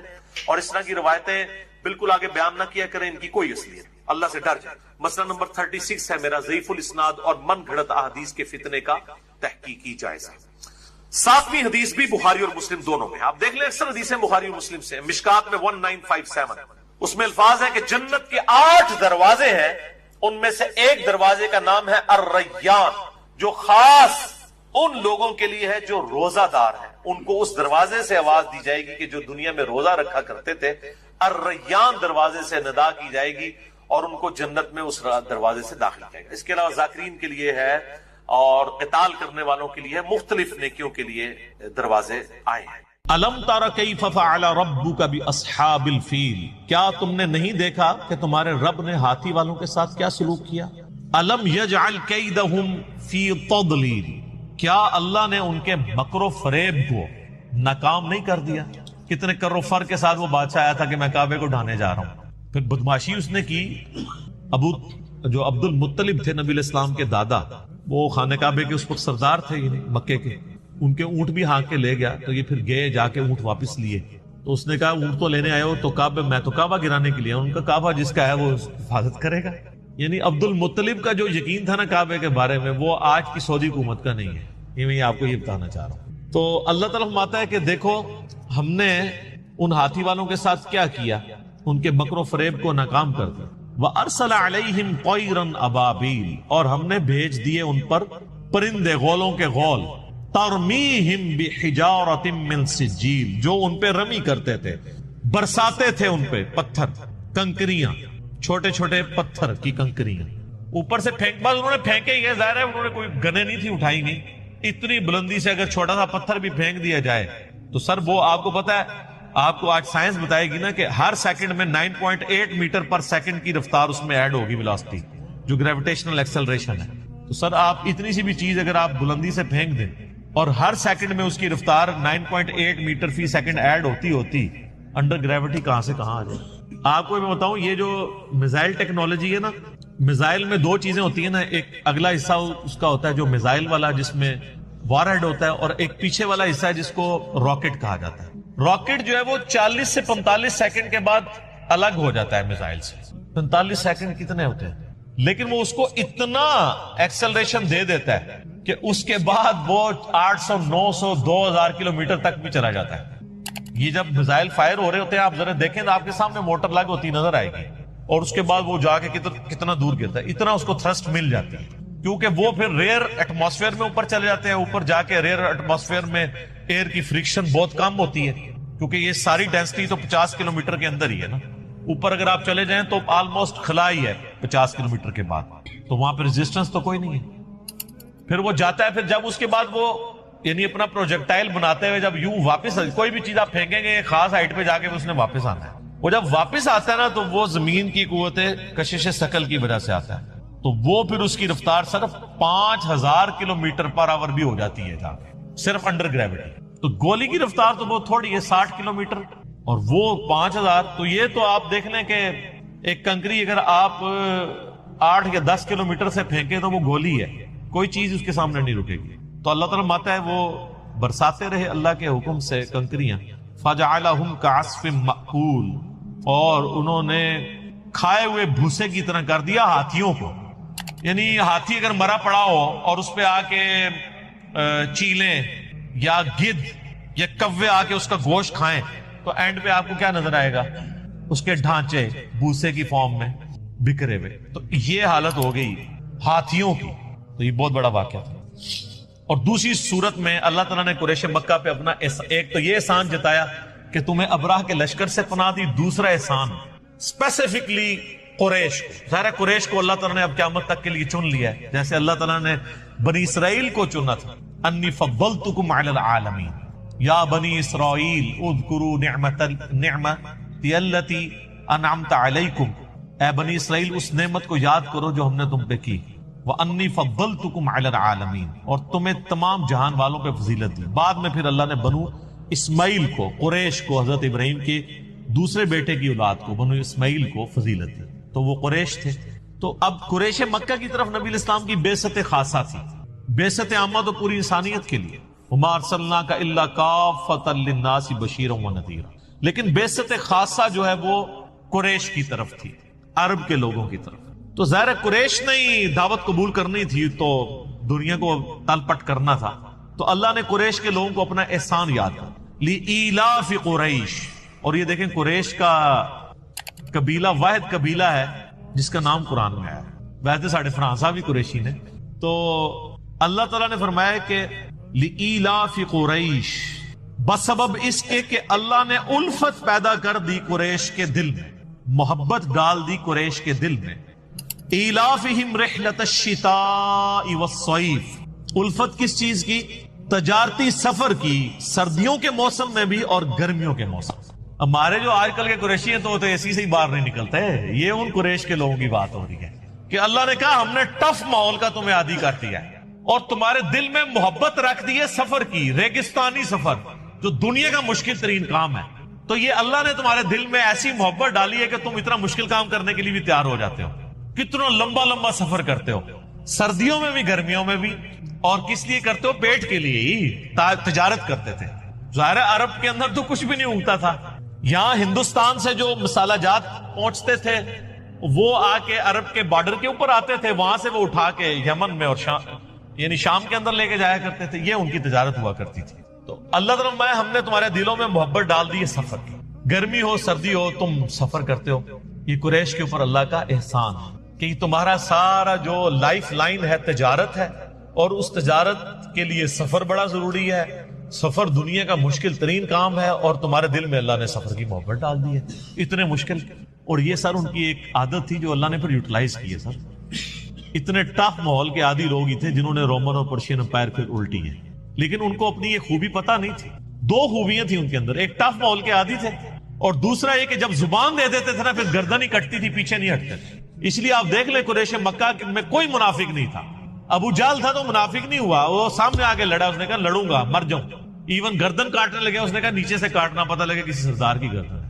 یعنی وہ اپنے باطل دین کے اوپر بھی بڑے محکم ہوتے تھے، اور جو رسول اللہ کے ساتھ اٹیچ ہوئے ہیں مکے کے لوگ وہ آپ دیکھ لیں پھر کتنے پیشن کے ساتھ، اور جو فتح مکہ کے بعد مسلمان ہوئے ہیں وہ بھی لوگ جب پکے مسلمان ہوئے ہیں تو پھر آپ دیکھ لیں کہ ان لوگوں نے کتنی قربانیاں دی، اسلام کے لیے قربانیاں دی. تو اور دو ان کے اندر خامیاں تھیں. ایک تھی طوائف الملوکی، آپس میں لڑتے رہنا. بہادر تھے لیکن دو بہادر بھائی آپس میں لڑتے رہے تو تیسری جگہ کیا وہ فتح کریں. اور دوسرا چٹے ان پڑھ جاہل امی. اللہ نے یہ دو خامیاں ان کی دور کر دی. ان کے اندر اتفاق پیدا کر دیا. نبی علیہ السلام کی شکل میں ان کو ایک لیڈر دیا جس نے عرب کے لوگوں کو ایک جھنڈے کے نیچے جمع کر.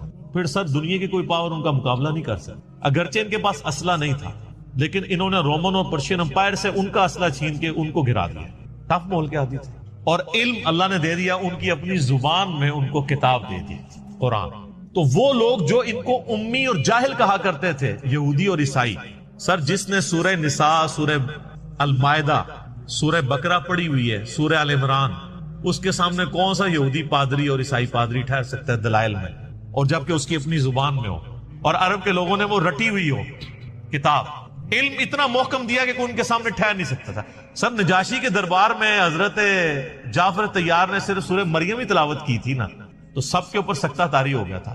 کو حضرت جعفر نے کوئی تقریر تو نہیں یاد کی ہوئی تھی. سورہ مریم تھی جس میں بتایا گیا کہ بھئی عیسیٰ بن مریم کا سٹیٹس یہ ہے، یہ عقیدہ ہونا چاہیے. تو پھر نجاشی نے بھی ایک تنکا اٹھا کے کہا تھا کہ عیسیٰ اس تنکے سے بھی زیادہ نہیں ہے جتنا اس نے بیان کیا، یعنی من نون اتنا ہی ہے. یہ تنکے جتنے بھی ایڈیشن نہیں ان میں کی جا سکتے. اللہ کے بندے ہیں. تو یہ اللہ تبارک و تعالیٰ نے قریش کے لوگوں کے اندر خوبی رکھی تھی. تو اللہ تعالیٰ نے ان کو پھر یہ اس چیز احسان جتایا ہے اپنا کہ دیکھو الفت پیدا کر دی ہے سفر کی کہ تم سفر اختیار کرتے ہو. تو اب پھر اس کا تقاضا کیا ہے؟ فَلْيَعْبُدُوا رَبَّ هَذَا الْبَيْتِ. جس گھر کا کھانا کھا رہے ہو، بیت اللہ کے نام کے اوپر قریش کے لوگ پورے عرب کے اندر ان کا ایک ٹیکا تھا، چودھری تھے. یہ ہر قافلہ لوٹا جاتا تھا، قریش کا قافلہ کوئی نہیں لوٹتا تھا. وہ کہتے تھے یہ تو کعبے کے متولی ہیں، ٹھیک ہے. اور یہ بھی ان کو ڈر لگا ہوتا تھا کہ کعبے میں 360 بت رکھے ہوئے ہیں، اگر ہم ان کے ساتھ ہینکی پینکی کی ہمارا بت ہی اٹھا کے پرے پھینک دیں گے. تو وہ بھی ان کو خطرہ رہتا تھا دوسرے قبیلوں کے. تو قریش کے لوگ بآسانی گرمی سردی سفر کرتے تھے ریگستان کا، اور بغیر کسی ڈر کے. دوسرا کوئی قافلہ بچتا نہیں تھا اور ان کے قافلے کو وہ ہاتھ نہیں ڈالتا تھا. ڈاکو تھے نا، وہ پتہ لٹیرے عرب کے لوگ، ان کا گزر بسر اس طرح ہوتا تھا قافلوں کو لوٹ کے. ظاہر ہے جب وہاں پہ کوئی اناج بھی نہیں اگنی، کوئی معدنیات بھی نہیں ہے، تیل بھی تو ابھی آگے دریافت ہوا ہے نا، تو بیچارے کھائے پیئیں گے کہاں سے؟ اسی طریقے سے ہی کرتے تھے وہ. تو قریش کے لوگ تجارت کرتے تھے اور ان کو پروٹیکشن ہوتی تھی کعبے کی وجہ سے. خانہ کعبے کے نام کا وہ کھانا کھا رہے ہوتے تھے اپنی تجارت. تو اللہ نے فرمایا تو یہ صرف کھان پینے والے کام جو کیا ہوا ہے، فَلْيَعْبُدُوا رَبَّ هَذَا الْبَيْتِ. تو عبادت بھی کرو نا اسی گھر والے رب جس کا یہ گھر ہے، اس رب کی. ساتھ بت کیوں رکھے ہوئے ہیں، شرکاء کیوں شریک کیے ہوئے ہیں؟ اس رب کی عبادت کرو جس کا یہ گھر ہے کعبۃ اللہ. الذی اطعمہم من جوع. وہ اللہ جس نے تمہیں کھلایا جبکہ تم فاقے میں تھے. وآمنہم من خوف. اور تمہیں امن دیا خوف میں. سارے قافلے خوف کی حالت میں گزرتے ہیں اور قریش کے قافلے کو کوئی لوٹتا ہی نہیں ہے. کیسا امن دیا ہے؟ کس کی برکت سے؟ کعبے کی برکت سے. اور اسی کعبے کی برکت سے جو تم تجارت کرتے ہو، تمہارا سارا کھانا پینا اس تجارت پہ ڈیپینڈنٹ ہے، وہ بھی کعبے کا ہی کھا رہے ہو. تو اس کا تقاضا نہیں ہے کہ جس رب کا یہ گھر ہے اس کی پوجا بھی کرو. یہ اللہ نے ان کو احسان جتایا. یہ سورہ قریش آپ نے کئی بار سنی ہوگی لیکن آپ کو پتہ نہیں اس کے اندر کیا قیامت ہے. یہ قرآن کی وہ صورت ہے، میں جتنی بار پڑھتا ہوں نا میرے پہ وجد طاری ہو جاتا ہے. میں اس زمانے میں پہنچ جاتا ہوں کہ کس لیول پہ جا کے اللہ تعالیٰ نے اس قوم کو، جن میں قریش کے اندر ہی پیغمبر کو بھیجا ہے، اور اس قریش کی قوم کو اللہ نے تیار کیا ہے دنیا کی امامت کے لیے. اس ایک چھوٹی سی صورت میں آپ دیکھ لیں اللہ تعالیٰ نے پوری کی پوری ان کی ہسٹری لپیٹ دی. کیا سوز و گداز ہے. یہ تو قریش کے لوگ جب یہ صورت سنتے تھے تو پھر ان کی چیخیں نکلتی تھی کہ اللہ ڈائریکٹ ہم سے مخاطب ہو رہا ہے کہ دیکھو تمہیں اللہ تعالیٰ نے دنیا کی امامت کے لیے اٹھا لیا. اس گھر کی وجہ سے سب کچھ کرتے تھے. اب وقت آ گیا کہ تم ہمارے پیغمبر کے ساتھ ملو، ان پہ ایمان لے کر آؤ اور خالص توحید کے ساتھ اللہ تعالیٰ کی عبادت کرو. تو دنیا میں پھر اللہ تمہیں امام بنائے گا. پھر امام بنایا نا قریش کے لوگوں. ایمان تو آخر میں لے کے آئے ہیں، کچھ لوگ شروع میں آ گئے لیکن پھر حق ادا کیا ہے، اس میں کوئی شک نہیں. تو یہ جناب سورہ قریش ہے. ہمارے جو قاری حضرات ہیں انہوں نے یہ 2 صورتیں رٹی ہوئی ہیں. ہر دوسری نماز میں علم ترى کیف فعل پہلی رکعت پڑھ دینا، دوسری رکعت کے پڑھ دینا لی الاف قریش. اس قاری سے پوچھا جائے یہ جو تو پڑھ رہا ہے اس کا مطلب تجھے پتہ ہے کیا ہے؟ لإیلاف قریش ایلافہم رحلۃ الشتاء والصیف. کیا قیامت مضمر ہے، کیا سوز و گداز ہے اس صورت کے اندر. ایک یہ صورت ہے اور دوسری انشاءاللہ اگلی دفعہ آئے گی اذا جاء نصر اللہ والفتح، جس میں نبی علیہ السلام کی وفات کی خبر اللہ تعالیٰ نے دے دی کہ اب نبی نے اپنا کام پورا کر دیا ہے اور لوگ گروہ در گروہ دین میں داخل ہو رہے ہیں. اب نبی علیہ السلام کی دنیا سے رخصت کا وقت. یہ دو صورتیں انتہائی سوز و گداز والی صورتیں، لیکن اس کے لیے جسے اسلامک ہسٹری پتہ ہے، جسے پتہ ہے کہ یہ دعوت کیسے اٹھی ہے اور چھا گئی ہے پوری دنیا کے اوپر، گراس روٹ لیول سے اٹھ کے چند لوگوں کے ذریعے اللہ تعالیٰ نے پوری دنیا کے اندر تبدیلی لے کے. اگلی دفعہ انشاءاللہ آخری کلاس ہوگی ہماری، امید ہے انشاءاللہ. اللہ تعالیٰ سے دعا ہے جو حق بات میں نے کہی اللہ تعالیٰ ہمارے دلوں میں راسخ فرمائے. اگر جذبات میں میرے منہ سے کوئی غلط بات نکل گئی اللہ تعالیٰ ہمارے دلوں سے محو کر دے. ہمیں کتاب و سنت کی تعلیمات پر عمل کر کے دوسرے بھائیوں تک پہنچانے کی توفیق عطا فرمائے. اللہم صلی علی محمد وعلی آل محمد کما صلیت علی ابراہیم وعلی آل ابراہیم انک حمید مجید. اللہم بارک علی محمد وعلی آل محمد کما بارکت علی ابراہیم وعلی آل ابراہیم انک حمید مجید. سبحانک اللہم وبحمدک اشہد ان لا الہ الا انت استغفرک واتوب الیک وما علینا الا البلاغ المبین. جزاکم اللہ خیر. آپ صلی اللہ علیہ وآلہ وسلم نے فرمایا جب رمضان المبارک کا مہینہ آتا ہے تو آسمان کے دروازے کھول دیے جاتے ہیں. دوسرے طریق میں آیا ہے جنت کے دروازے کھول دیے جاتے ہیں. تیسرے طریق میں آیا ہے رحمت کے دروازے کھول دیے جاتے ہیں. یہ فوقیت حاصل ہے کہ رمضان المبارک کا جو ٹاپک ہے پورے قرآن میں صرف ایک ہی جگہ پہ ڈسکس ہوا پورے قرآن میں، اور وہ سورۃ البقرہ کا رکوع نمبر ہے 23. 6 آیات میں آیت نمبر 183 سے لے کر 188 تک. سورۃ البقرہ آیت نمبر 183 سے 188 تک جو آپ نے قرآن حکیم میں کھول رکھی ہے، اس میں رمضان المبارک کے ٹاپک کو ڈسکس کیا گیا ہے. پورے قرآن کے اندر اس ایک مقام کے علاوہ نہ کہیں پہ کسی روزے کا ذکر ہے نہ رمضان المبارک کے حوالے سے کوئی ڈیٹیلز آئی ہیں سوائے اس ایک موقع. یہ 6 آیات انشاءاللہ ہم آج کور کریں گے اور اس میں 6 آیات کے اندر 5 سب ٹاپکس ڈسکس ہوئے ہیں چھوٹے چھوٹے.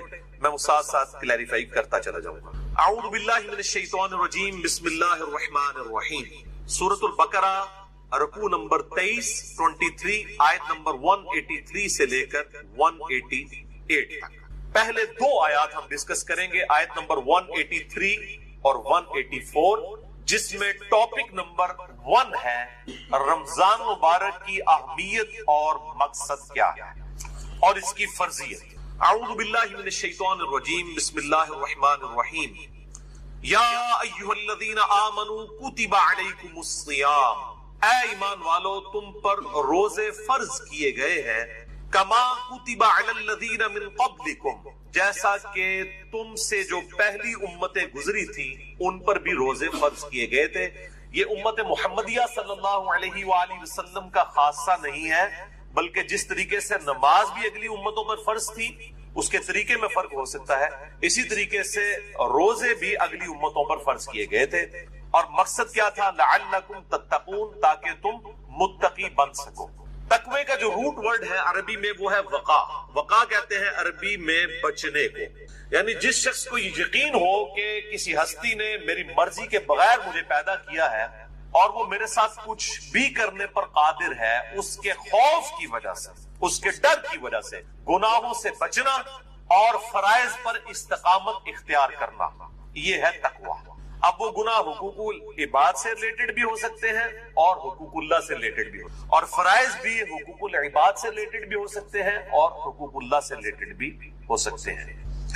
سورۃ الحجرات میں واضح طور پر آیا ان اکرمکم عند اللہ اتقاکم، بے شک تم میں اللہ تعالیٰ کے نزدیک سب سے عزت والا وہ ہے جو زیادہ متقی ہے. اور رمضان کا مقصد بھی تقوی ہے. اب مجھے ضمن حدیث یاد آئی جو بخاری اور مسلم دونوں میں موجود ہے.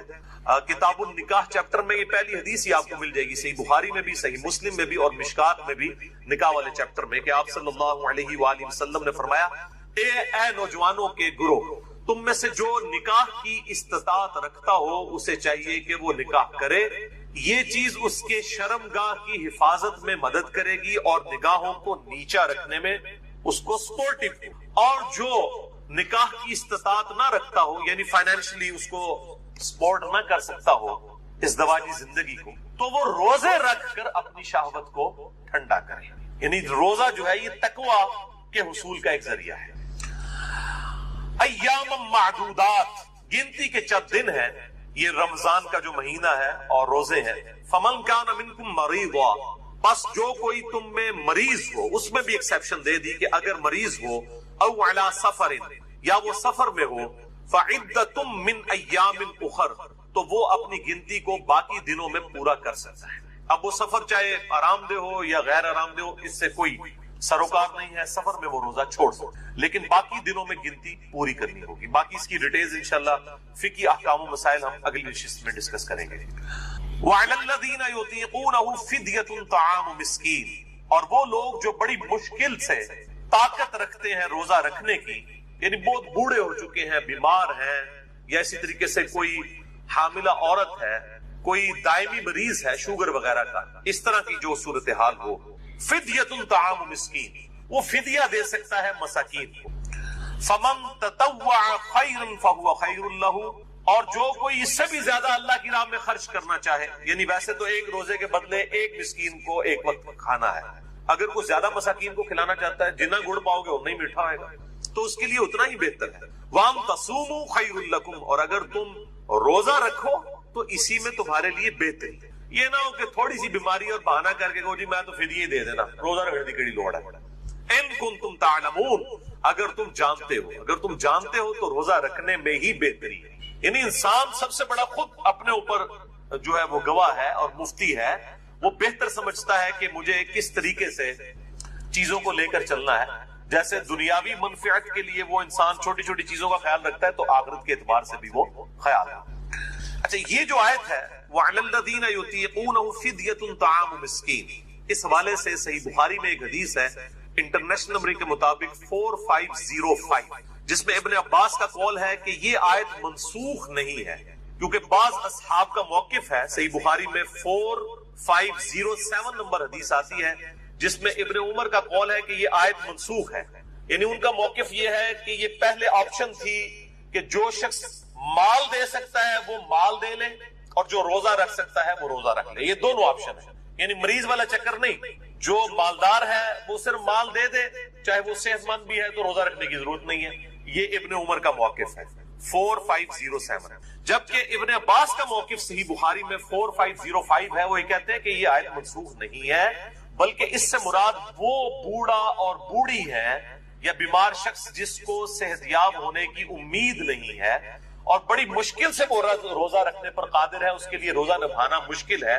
جیسا کہ بعض کا شوگر کی بیماری ایسی ہو سکتی ہے کہ انسان کے لیے مشکل ہو جائے آج کے دور کے اندر، یا بڑھاپا خود بہت بڑی بیماری ہے، کوئی 80-90 سال کا کوئی بزرگ ہے اور وہ روزہ نہیں رکھ سکتا، تو اس کے لیے یہ آپشن ہے کہ وہ اس کے بدلے فدیہ دے دے، ایک وقت کا مسکین کو کھانا کھلا دے۔ صحیح بخاری میں آتا ہے انس بن مالک جب بوڑھے ہو گئے تھے، ان کی عمر 100 سال کے قریب تھی، تو روزانہ وہ ایک مسکین کو کھانا کھلایا کرتے تھے گوشت کے ساتھ، دال نال نہیں، گوشت نال، اللہ کی راہ میں گوشت کے ساتھ کھانا۔ اور یہ بھی آتا ہے کہ وہ بسا اوقات 30 مساکین کو اکٹھا بٹھا کر کھانا کھلا دیا کرتے تھے 30 کے 30 روزوں کا۔ تو یہ دونوں طرح آپشن موجود ہے، جس طرح بھی کر لیا جائے۔ میں انشاءاللہ اگلی دفعہ اس پہ ڈیٹیل بات کروں گا۔ اگلی آیت سورۃ البقرہ آیت نمبر 185 رمضان مبارک کی فضیلت اور روزوں کی فرضیت اور شرعی احکام سے ریلیٹڈ ہے، یہ سب ٹاپک ہے اس کا۔ شہر رمضان الذی انزل فیہ القرآن، رمضان کا مہینہ وہ ہے جس میں نازل ہوا قرآن، یعنی یہ رمضان کی فضیلت ہے کہ قرآن اس میں نازل ہوا ہے۔ اور کب نازل ہوا؟ انا انزلناہ فی لیلۃ القدر، جس کے حوالے سے پچھلی دفعہ میری تقریباً کوئی 1 گھنٹہ 20 منٹ کی گفتگو ہے، مسئلہ نمبر 44 شب برات اور شب قدر کے حوالے سے، میں آج اس کی ڈیٹیل میں نہیں جاؤں گا۔ ہدی للناس، جو انسانیت کے لیے ہدایت ہے، وبینات من الہدی، اور اس میں ہدایت کے روشن دلائل موجود ہیں، والفرقان، اور حق اور باطل میں تمیز کرنے والی یہ کتاب ہے۔ یعنی اولڈ ٹیسٹمنٹ، نیو ٹیسٹمنٹ کے بعد یہ اب فائنل ٹیسٹمنٹ ہے، الفرقان، حق اور باطل میں تمیز کرنے والی کتاب۔ یہ قرآن حکیم کے اعتبار سے رمضان کو فضیلت حاصل ہے کہ رمضان مبارک میں اللہ تعالیٰ کی طرف سے آخری پیغام قیامت تک کے لیے انسانیت کے پاس جو آیا وہ اس مہینے میں نازل ہے۔ اب یہ بڑا ڈیٹیل طرف ٹاپک ہے، اس پہ میرے 2 لیکچرز ہیں۔ مسئلہ نمبر 1 امام الانبیاء کی دعوت قرآن 2 گھنٹے کا، اور حال ہی میں ریکارڈ ہوا ہے مسئلہ نمبر 167 رسول اللہ صلی اللہ علیہ وآلہ وسلم کی اپنی امت کے خلاف گواہی، جو سورۃ الفرقان کی آیت نمبر 30 ہے۔ وقال الرسول یا رب ان قوم اتخذوا هذا القرآن مهجورا، اور رسول اللہ صلی اللہ علیہ وسلم شکایت کریں گے قیامت کے دن کہ اے اللہ میری قوم نے قرآن کو پیٹ کے پیچھے ڈال دیا تھا، یعنی قرآن کے نظریات کو چھوڑ دیا تھا۔ یہ بڑی سخت آیت ہے، اس کے کانٹیکسٹ میں میں نے تقریباً 2 گھنٹے کی گفتگو کی تھی۔ مسئلہ نمبر 167، جسے شوق ہو تو وہ دیکھے۔ فمن شہد منکم الشہر فلیصم، تو جو کوئی بھی تم میں رمضان کا مہینہ پائے تو اسے چاہیے کہ وہ رمضان کے روزے رکھے۔ ومن کان مریضا، اور جو کوئی مریض ہو، او علی سفر، یا سفر پر ہو، فعدۃ من ایام اخر، تو وہ یہ گنتی بعد کے دنوں میں بھی پوری کر سکتا ہے۔ اللہ تعالیٰ کی طرف سے آسانی ہے مسافر کے لیے اور مریض۔ یرید اللہ بکم اليسر، اللہ تعالیٰ تو تمہارے لیے آسانی چاہتا ہے۔ ولا یرید بکم العسر، اور اللہ تعالیٰ تمہارے لیے مشکل نہیں چاہتا۔ لیکن مولوی آپ کے لیے مشکل چاہتا ہے، کبھی آپ کے لیے آسانی نہیں چاہے گا۔ اور عجیب طرح کی وہ لاجکس، وہ نہیں جی اس زمانے اتنے سفر ہونے سن جناب، وہ گھوڑیاں ہوتے تھے، اونٹ ہوتے، بڑے مشکل سفر سن۔ آج کل تو ٹرین میں سفر ہے اور ہوائی جہاز میں۔ آج کل روزہ نہیں چھوڑنا چاہیے بھائی، یہ قیامت تک کے لیے حکم باقی ہے۔ اللہ تعالیٰ نے آسانی دی ہے، چاہے ٹرین میں بھی سفر ہو، جہاز میں بھی، میں نے سارے سفر کیے ہوئے ہیں۔ سفر بہرحال سفر ہوتا ہے، بڑا مشکل ہوتا ہے سفر، تو اللہ تعالیٰ کی طرف سے دی ہوئی آسانی کو چھیننے کی کوشش نہ کرے۔ بخاری اور مسلم دونوں میں حدیث ہے، لوگوں کو آسانیاں بتاؤ، خوشخبریاں دو، ان کو متنفر نہ کرو دین سے۔ وَلِتُكْمِلُوا الْعِدَّةَ، اور اللہ تو چاہتا ہے کہ بس تم گنتی پوری کر لو، یعنی یہ جو 30 یا 29 مہینے میں جو 29 یا 30 روزے ہیں، یہ گنتی پوری کر لو۔ اور ظاہر ہے 29 سے کم نہیں ہوں گے، 30 سے زیادہ نہیں ہوں گے۔ ایک شخص اب رمضان مبارک سعودیہ سے رکھ کے آیا اور یہاں پر 30 روزے ہو جاتے ہیں، وہاں ایک دن پہلے روزہ ہے، اب اس کے یہاں پہنچتے یہاں 29واں ہے اور اس کا 30واں ہے، تو اب وہ 31واں روزہ نہیں رکھے گا۔ 31واں جو اس کا روزہ ہے، یہاں کا 30واں جو پاکستان کا بن رہا ہوگا، اس دن وہ روزہ نہیں رکھے گا، لیکن عید بھی نہیں کرے گا، عید مسلمانوں کے ساتھ ہی کرے گا، باقی مسلمانوں کے ساتھ، تو روزہ وہ چھوڑ دے گا، کیونکہ گنتی پوری کرنی ہے۔ اور چاند کا مہینہ بخاری اور مسلم میں آتا ہے، یا تو 30 دن کا ہوتا ہے یا 29 کا۔ وَلِتُكَبِّرُوا اللَّهَ عَلَى مَا هَدَاكُمْ، تاکہ تم تکبیر بلند کرو اس بات پر کہ اللہ نے تمہیں ہدایت دی، وَلَعَلَّكُمْ تَشْكُرُونَ، اور تاکہ تم اللہ تعالیٰ کا شکر ادا کرو۔ اور یہ دونوں کام ہم کرتے ہیں عید الفطر کے دن۔ روزوں کی جب گنتی پوری ہوتی ہے تو عید الفطر کے دن ہم تکبیرات بلند کرتے ہیں، اللہ اکبر اللہ اکبر، لا الہ الا اللہ واللہ اکبر، اللہ اکبر وللہ الحمد۔ ادھر بھی ہے نا کہ تم اس کی تکبیر بیان کرو اور شکر ادا کرو، حمد بھی کرتے ہیں ہم اس کا، تکبیر بھی بلند کرتے ہیں۔ اور یہ تکبیرات اہل سنت اور اہل تشیع کے درمیان کامن ہے، مسلمانوں کا اجماع ہے ان تکبیرات کے اوپر۔ عید الفطر کے موقع پر آہستہ آواز میں پڑھی جائیں گی، اور عید الاضحیٰ یعنی بڑی عید، قربانی کی عید کے موقع پر بلند آواز سے۔ اب اگلی جو آیت ہے سورۃ البقرہ آیت نمبر 186، وہ تیسرا ٹاپک ہے رمضان مبارک کی روحانی منزل کا حصول۔ یہ بہت کریٹیکل آیت ہے، اس آیت پہ کم از کم میں 5 گھنٹے بول سکوں۔ وَإِذَا سَأَلَكَ عِبَادِي عَنِّي فَإِنِّي قَرِيبٌ، اے میرے محبوب صلی اللہ علیہ وآلہ وسلم، جب میرے بندے آپ سے میرے متعلق سوال کرتے ہیں تو فرماؤ میں تمہارے بالکل قریب ہوں۔ اجیب دعوت الداعی اذا دعان، ہر پکارنے والے کی پکار کو سنتا ہوں جب وہ مجھے پکارتا ہے، لیکن شرط کیا ہے؟ فَلْيَسْتَجِيبُوا لِي وَلْيُؤْمِنُوا بِي لَعَلَّهُمْ يَرْشُدُونَ، لیکن لوگوں کو بھی چاہیے کہ وہ میرا حکم مانے اور مجھ پر ایمان لائیں جیسا کہ ایمان لانے کا حق ہے، تاکہ وہ ہدایت پا جائیں، رشد و ہدایت پا جائیں۔ یعنی یہ ون وے ٹریفک نہیں ہے، گاڈ کو رسپانس کریں گے پھر آگے سے رسپانس ملے۔ والذین جاہدوا فینا لنہدینہم سبلنا، جو لوگ ہماری راہ میں کوشش کریں گے ہم ان کے لیے اپنی راہ کو۔ یہ نہیں ہے کہ انسان جو ہے وہ کوشش کوئی نہ کرے اور پھر کہے کہ اللہ تعالیٰ میرے ساتھ وہ والا معاملہ فرمائے، نہیں۔ جب میرے بندے آپ سے میرے متعلق سوال کریں، فرما دیجئے میں تمہارے بالکل قریب، ہر پکارنے والے کی پکار کو سنتا ہوں جب وہ مجھے پکارے، لیکن لوگوں کو بھی چاہیے کہ میرا حکم مانے اور مجھ پر ایمان لائیں جیسا کہ ایمان لانے کا حق۔ اب یہ بڑی امپورٹنٹ آیت ہے اس کو میں نے ڈکلیئر کیا ہے انسانیت کا میگنا کارٹا. 13ویں صدی عیسوی کے اندر اور بعد میں پھر 17ویں صدی عیسوی کے اندر ریوائز کیا گیا. میگنا کارٹا ایک آئینی چارٹر تھا جو کنگڈم تھی انگلستان کی، اس کی طرف سے کہ بادشاہ پر عوام کے کیا حقوق ہیں، اور اس میں یہ تھا کہ ہر شخص کا یہ حق ہے کہ وہ بادشاہ وقت کا دروازہ کھٹکھٹا سکے. اسے کہا جاتا تھا میگنا کارٹا. انسانیت کا میگنا کارٹا یہ ہے کہ اللہ تعالیٰ فرماتا ہے کہ ہر شخص مجھ سے رابطہ کر سکے. جب میرے بندے میرے متعلق اے محبوب صلی اللہ علیہ وآلہ وسلم آپ سے سوال کریں تو آپ فرمائیے میں تمہارے بالکل قریب ہوں. ابھی بڑا اچھا موقع تھا کہ جب میرے بندے آپ سے میرے بارے میں پوچھیں تو آپ فرما دیجئے کہ میں عرش کے اوپر ہوں. یہ بھی تو کہا جا سکتا. جس طرح آج سلفیوں کو فکر پڑ جاتی ہے جی وہ قریب کہہ دیا تو وہ کہیں وہ وحدت الوجود نہ ہو جائے، فلاں نہ ہو جائے، یہ نہ. یہ تو بڑا خطرناک موقع تھا، یہاں تو یہ بات ہی نہیں کرنی چاہیے. تو اس لیے میں نے اس اعتبار سے بڑے ہی ایکسٹریم رویے ہیں جہمیہ کی طرف سے بھی اور آج کے بعض سلفی علماء کی طرف سے بھی، یہ بہت ایکسٹریم رویے ہیں. اللہ تعالیٰ اپنے عرش پر مستوی ہے جیسا کہ اس کی شان کے لائق ہے، اور وہ عرش پہ ہوتے ہوئے ہمارے ساتھ ہے جیسا کہ اس کی شان کے لائق ہے. اس کی تعویل کرنا جو ہے 11,000 وولٹ کو ہاتھ ڈالنے والی بات ہے. ورنہ صحیح مسلم میں حدیث ہے کہ ہر شخص کا دل رحمان کی 2 انگلیوں میں. یہ کہتے ہیں جی وہ اگر آپ کہیں گے اللہ ہمارے ساتھ ہے جب آپ ٹوائلٹ جاتے ہیں اس وقت بھی اللہ ہوتا ہے، تو ان سے آگے پھکی والا سوال کریں کہ جب آپ ٹوائلٹ میں جاتے ہیں اس وقت رحمان کی 2 انگلیوں میں اللہ آپ کا دل ہوتا ہے؟ اب تو آپ الفاظ کو نہ پھر تعویل نہ کریں. یہ بڑا خطرناک معاملہ ہے. یہاں پہ بھی دیکھیں جب میرے بندے میرے بارے میں پوچھیں تو فرماؤ بالکل قریب ہوں. کیسے قریب ہوں؟ جیسا کہ اس کی شان کا لائق.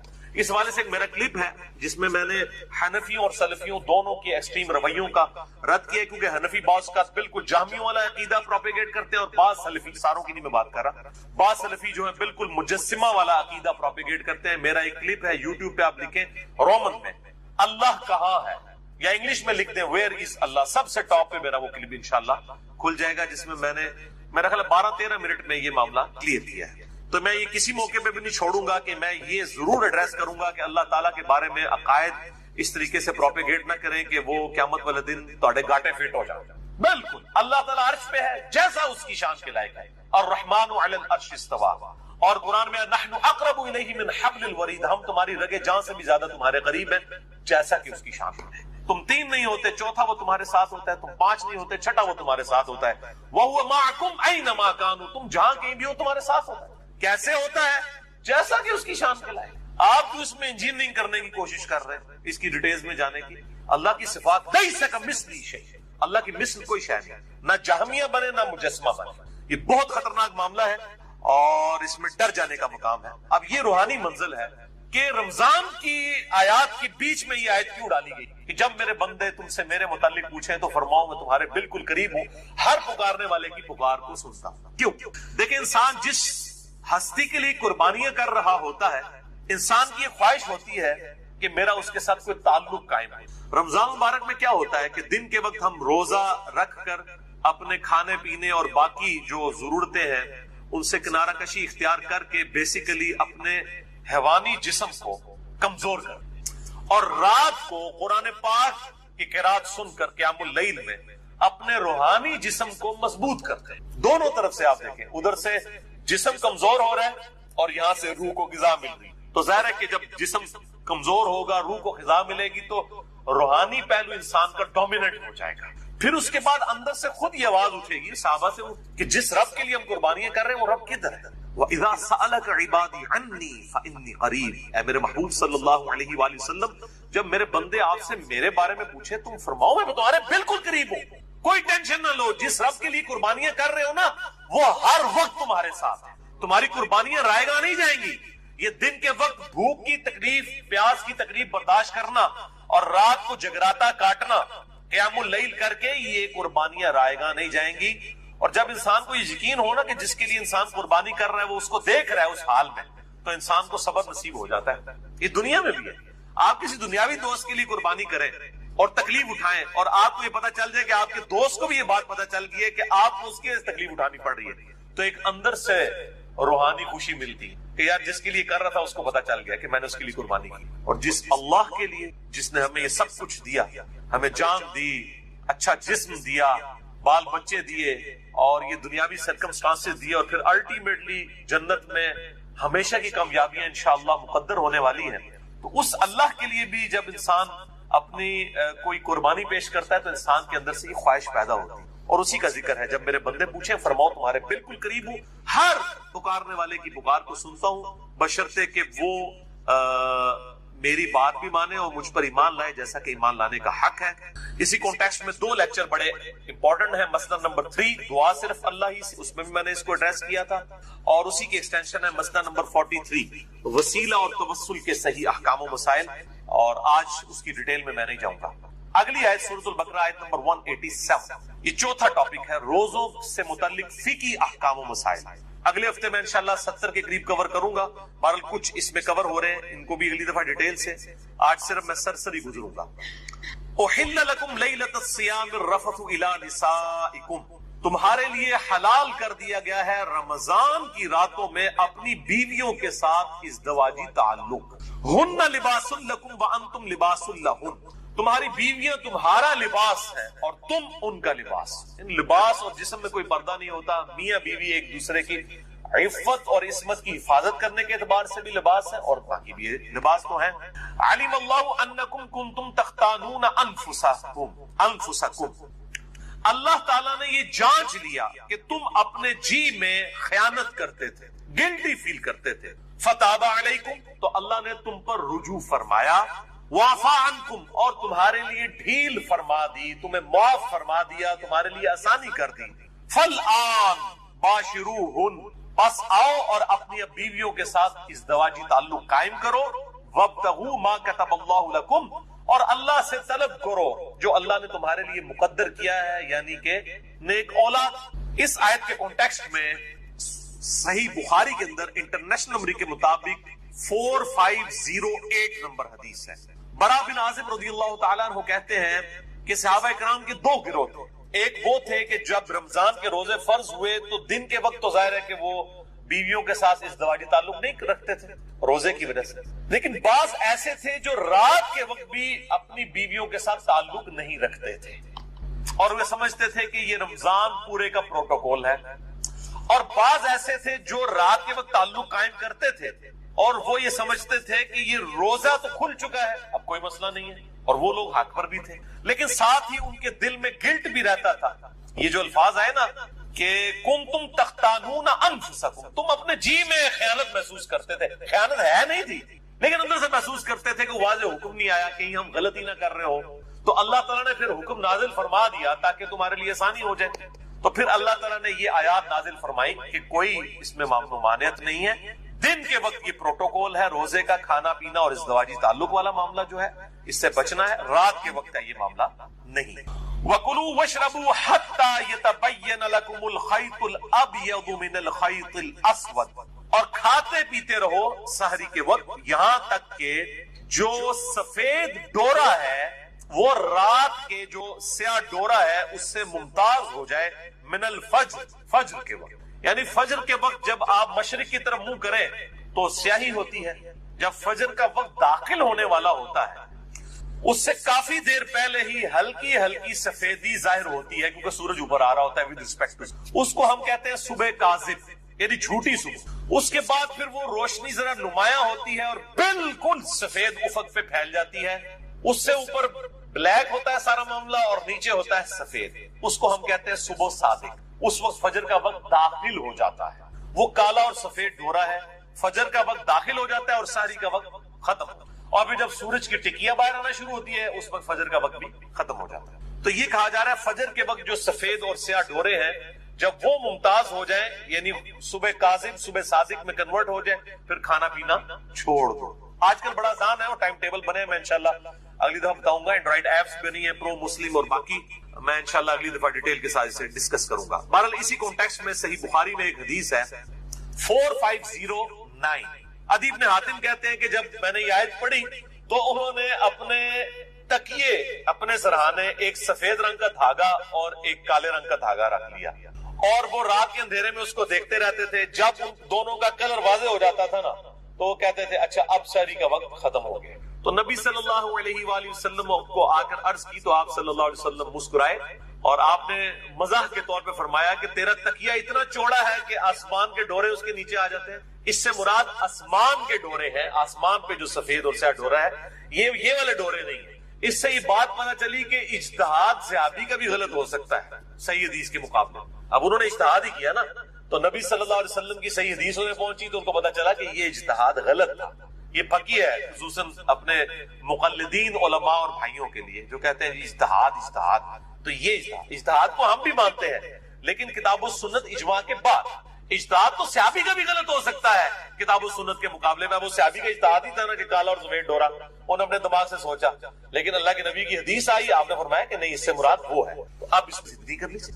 تو قرآن حکیم میں ہر چیز موجود ہے، انسان تھوڑا سا تفکر کرے تو حق بات انسان کو پتہ چل جائے گی۔ ثم اتم الصیام الی اللیل، اور پھر اس کے بعد روزے کو رات تک مکمل کرو۔ اب یہ بڑا کڑوا ٹاپک ہے اور بون آف کنٹینشن ہے سنی اور شیعہ کے درمیان۔ میں انشاءاللہ اگلی دفعہ یہ مسئلہ بھی حل کر دوں گا۔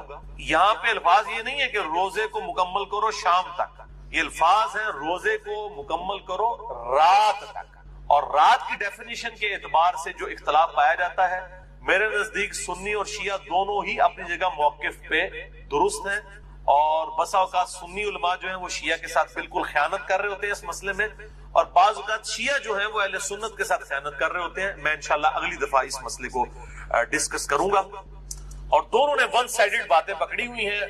اب یہ سارے حدیث بتا رہے ہوتے ہیں جی افطار میں جلدی کرو، حالانکہ یہ بھی حدیث موجود ہے قیامت والے دن آپ صلی اللہ علیہ وسلم کو ایسا منظر بھی دکھایا گیا ہے کہ دوزخ کے اندر لوگ الٹے لٹکے ہوئے ہیں جو وقت سے پہلے روزہ کھول لیا کریں۔ اب ہم یہ پوچھتے ہیں یہ وقت سے پہلے کھولنے والے کون ہیں؟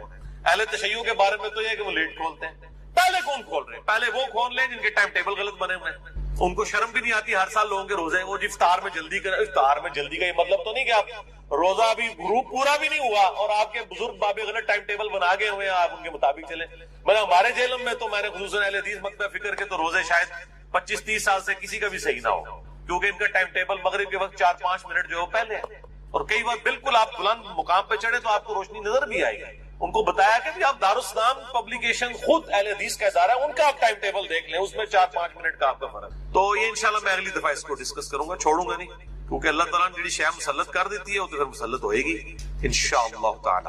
وَلَا تُبَاشِرُوهُنَّ وَأَنْتُمْ عَاكِفُونَ فِي الْمَسَاجِدِ، اور عورتوں کے ساتھ ازدواجی تعلق مت قائم کرو جب تم مسجدوں میں اعتکاف کیے ہوئے ہو۔ اس سے یہ بات پتہ چلی کہ عورت بھی مسجد میں اعتکاف کر سکتی ہے، لیکن میں نے پچھلی دفعہ بتایا تھا جب حالات فیوریبل۔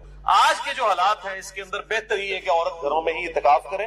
اس کی وجہ یہ ہے کہ آج کل یہ سیلفی فون اور یہ باقی جو بیماریاں ہیں اس کی وجہ سے کچھ سے کچھ ہو جائے گا، اللہ یہ کہ جہاں پہ آپ کو کنفرم ہو کہ اس طرح کی کوئی بےہودگی نہیں ہے تو وہاں پر سیکیورٹی بھی ہو ہر اعتبار سے۔ تو جب تم مسجدوں میں اعتکاف کرو تو پھر مسجد میں اعتکاف کرنے والا اپنی بیوی کے ساتھ ازدواجی تعلق قائم نہیں کر سکتا اگر اس کی بیوی نے بھی ساتھ اعتکاف کیا ہوا ہے۔ تلک حدود اللہ، یہ اللہ کی حدیں ہیں، فلا تقربوها، اور ان حدوں کے قریب بھی مت پھٹکنا۔ کذالک یبین اللہ آیاتہ للناس لعلہم یتقون، اور اس طریقے سے اللہ تعالیٰ اپنی آیات کھول کھول کر بیان فرماتا ہے تاکہ تم متقی بن جاؤ۔ وہی بات لعلکم تتقون، متقی بنانے کے لیے یہ کھول کھول کر مطلب کیا ہے کہ کوئی شخص یہ نہ کہ آپ یہ اتنی نٹی گٹیز ڈسکس کی جا رہی ہیں اور میاں بیوی کا ریلیشن شپ ڈسکس ہو رہا ہے، یہ کتنی کوئی بے حیائی پہ مبنی نعوذ باللہ کوئی باتیں ہیں، تو اللہ تعالیٰ ہمارے ہم آیات کھول کھول کر بیان کر رہے ہیں۔ اللہ کا مقصد وہ یہ نہیں ہے کہ وہ کسی کے اوپر زبردستی کوئی چیز امپلیمنٹ کرنا ہے، بلکہ احکامات کو کھول کر بیان کرنا، اس میں کوئی بے حیائی والا معاملہ نہیں ہے۔ اب آخری آیت اسی کانٹیکسٹ میں سورۃ البقرہ کی آیت نمبر 188 جس میں 5واں ٹاپک ہے روزوں سے تقوی کے حصول کا لٹمس ٹیسٹ۔ ہاں جی، یہ آ رہی ہوں کوڑیاں گلا، کس کے روزے قبول ہیں اور کون روزے کا مقصد حاصل کرے گا؟ تقوی والا۔ بڑا خطرناک لٹمس ٹیسٹ ہے چیک کرنے کے لیے، ٹیسٹر۔ وَلَا تَأْكُلُوا أَمْوَالَكُمْ بَيْنَكُمْ بِالْبَاطِلِ، مت ہڑپ کرو آپس میں ایک دوسرے کا مال حرام طریقے سے۔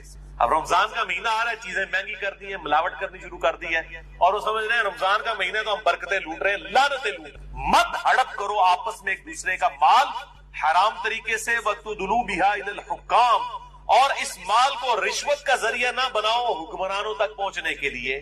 کیوں؟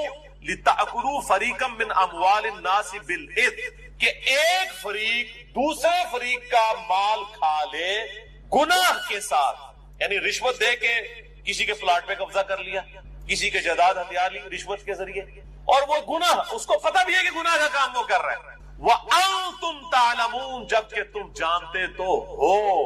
لوگ بڑے بولے بن کے مجھے بھی فون کر کے پوچھ رہے ہوتے ہیں علی بھائی یہ جائز ہے ناجائز ہے. میں پہلے پوچھ رہا ہوں تہاڈا کیا خیال ہے جائز ہے ناجائز ہے؟ نہیں جی لگتا تو ناجائز ہی ہے. تو میں نے کو پوچھ رہے ہوں. اللہ تعالیٰ بھی کہہ رہا ہے وَأَنْتُمْ تَعْلَمُونَ جبکہ تم یہ جانتے بھی ہو کہ غلط کام کر رہے ہیں. یہ دل کا جو مفتی ہے نا بہت بڑا مفتی ہے. میں اس پہ بھی حدیث بھی ایک بتاتا ہوں دل کے مفتی کے اوپر صحیح مسلم کی حدیث اسی کانٹیکٹ ہے. تو یہ رمضان میں جو چور بازاری کی ہوتی ہے اور چیزوں کو مہنگا کرتے ہیں یہ ان کے لیے ہے کہ رمضان سے وہی برکت حاصل کرے گا جو حرام خوری نہ کرنے والا ہو. تو رزق حلال از دا لٹمس ٹیسٹ آف ایمان. ایمان کا لٹمس ٹیسٹ ایک یہ بھی ہے کہ رزق حلال ہے یا حرام ہے. اگر رزق حرام ہے تو کوئی تقوی نہیں ہے کوئی روزے نہیں ہے. یہ کہتے ہیں پتہ نہیں قبول ہوئے نہیں پتہ لگ گیا جناب تو کنفرم نہیں ہوئے جڑے اس طرح کے کام کرتے ہیں. تو میں ان کو پھر بتاتا ہوں جی کنفرم نہیں ہوئے تھوڑے قبول. قرآن اس لکھے حرام خوری کرنے والوں کا کہاں پہ روزہ قبول ہے؟ کسی کو دھوکہ دینے والے کا کسی کے ساتھ زیادتی کرنے والے کا. اور ایک طرف سے مال ہڑپ کر کے لوگوں کی افطاریاں کروا رہے ہوتے ہیں. ٹھیک ہے جی وہ سمجھتے ہیں ہم بڑا کوئی نیکی کا کام کر رہے ہیں. حرام کا مال کھا کر حرام مال کیوں اللہ تعالیٰ کنڈیم فرما رہا ہے؟ کیونکہ یہ حقوق العباد کا مسئلہ ہے. جب آپ حرام کما رہے ہیں تو کسی دوسرے کا حق جو ہے وہ غصب کر رہے ہیں. اصل میں آپ پیسے تو لے رہے ہیں اس سے پورے لیکن مال میں خیانت کر کے اس کو دے رہے ہیں. تو یہ حقوق العباد کا مسئلہ ہے. اس لیے اللہ تعالیٰ اس معاملے میں سختی فرماتا ہے. اب یہ اتنا کڑوا ٹاپک ہے اس پہ گھنٹوں بولا جا سکتا ہے لیکن اس کو سکپ بھی نہیں کیا جا سکتا. میں 3 حدیثیں رزق حلال کے کانٹیکسٹ میں یہاں پہ بیان کر دوں تاکہ پتہ چلے روزے کس کے قبول. باقی جسے ڈیٹیل چاہیے ہو تو مسئلہ نمبر 51 ہے میرا رزق حرام کی مذمت اور دنیا پرستی کا انجام اور اس کا علاج اہل سنت پاک.com ہماری ویب سائٹ پہ. اب قرآن پاک اب بند کر دیں. یہ ٹاپک مکمل ہو گیا. یہ 3 حدیثیں اس کے بعد 17 حدیث بیان کر کے لیکچر کنکلوڈ انشاءاللہ. رزق حلال کے کانٹیکسٹ میں پہلی حدیث صحیح بخاری سے اور مشکات میں اس کا نمبر ہے 2761. آپ صلی اللہ علیہ وآلہ وسلم نے فرمایا لوگوں پر ایک ایسا زمانہ بھی آئے گا کہ انسان اس چیز کی پرواہ نہیں کرے گا کہ اس کا مال حلال طریقے سے آ رہا ہے یا حرام طریقے. وَلِعَوْذُ بِاللَّهِ تعالی. یہ اسی دور کے لیے بات ہو. لوگ پرواہ نہیں کریں گے اور نہیں جی نہیں حلال سے تو گزارا ہی نہیں ہوتا وہ سارے ہی کر دے رہے جی. انسان پرواہ ہی نہیں کرے. تو جو دل کا مفتی ہے وہ بتا دیتا ہے کہ یہ حلال طریقے سے آ رہا ہے یا حرام. وہ سن لیا. حدیث صحیح مسلم کی مشکات میں ہے 507. آپ صلی اللہ علیہ وآلہ وسلم نے فرمایا گناہ وہ جو تیرے دل میں کھٹکے اور تو اس بات سے ڈرے کہ لوگ اس پر مطلع نہ ہو جائیں. یعنی جس گناہ کے بارے میں آپ کو یہ کھٹکا ہونا کہ اگر لوگوں کو پتا چل گیا کہ یہ میں نے کیا کیا ہے تو سمجھ لیں وہ گناہ ہے. یہ لوگ جو پوچھ کے فون کر کے پوچھ رہے ہوتے ہیں نا میں ان کو کہتا ہوں آپ اعلانیہ پبلک کو بتائیں کہ ہم یہ کام کر رہے ہیں تو انشاءاللہ. اور جی دودھ میں پانی نہ ملائیں جی خالص دودھ کتنے 100 روپے کلو ہی دے سکتے ہیں نا جی 60 روپے کیڑا ہے لوگوں کو پتا ہے نا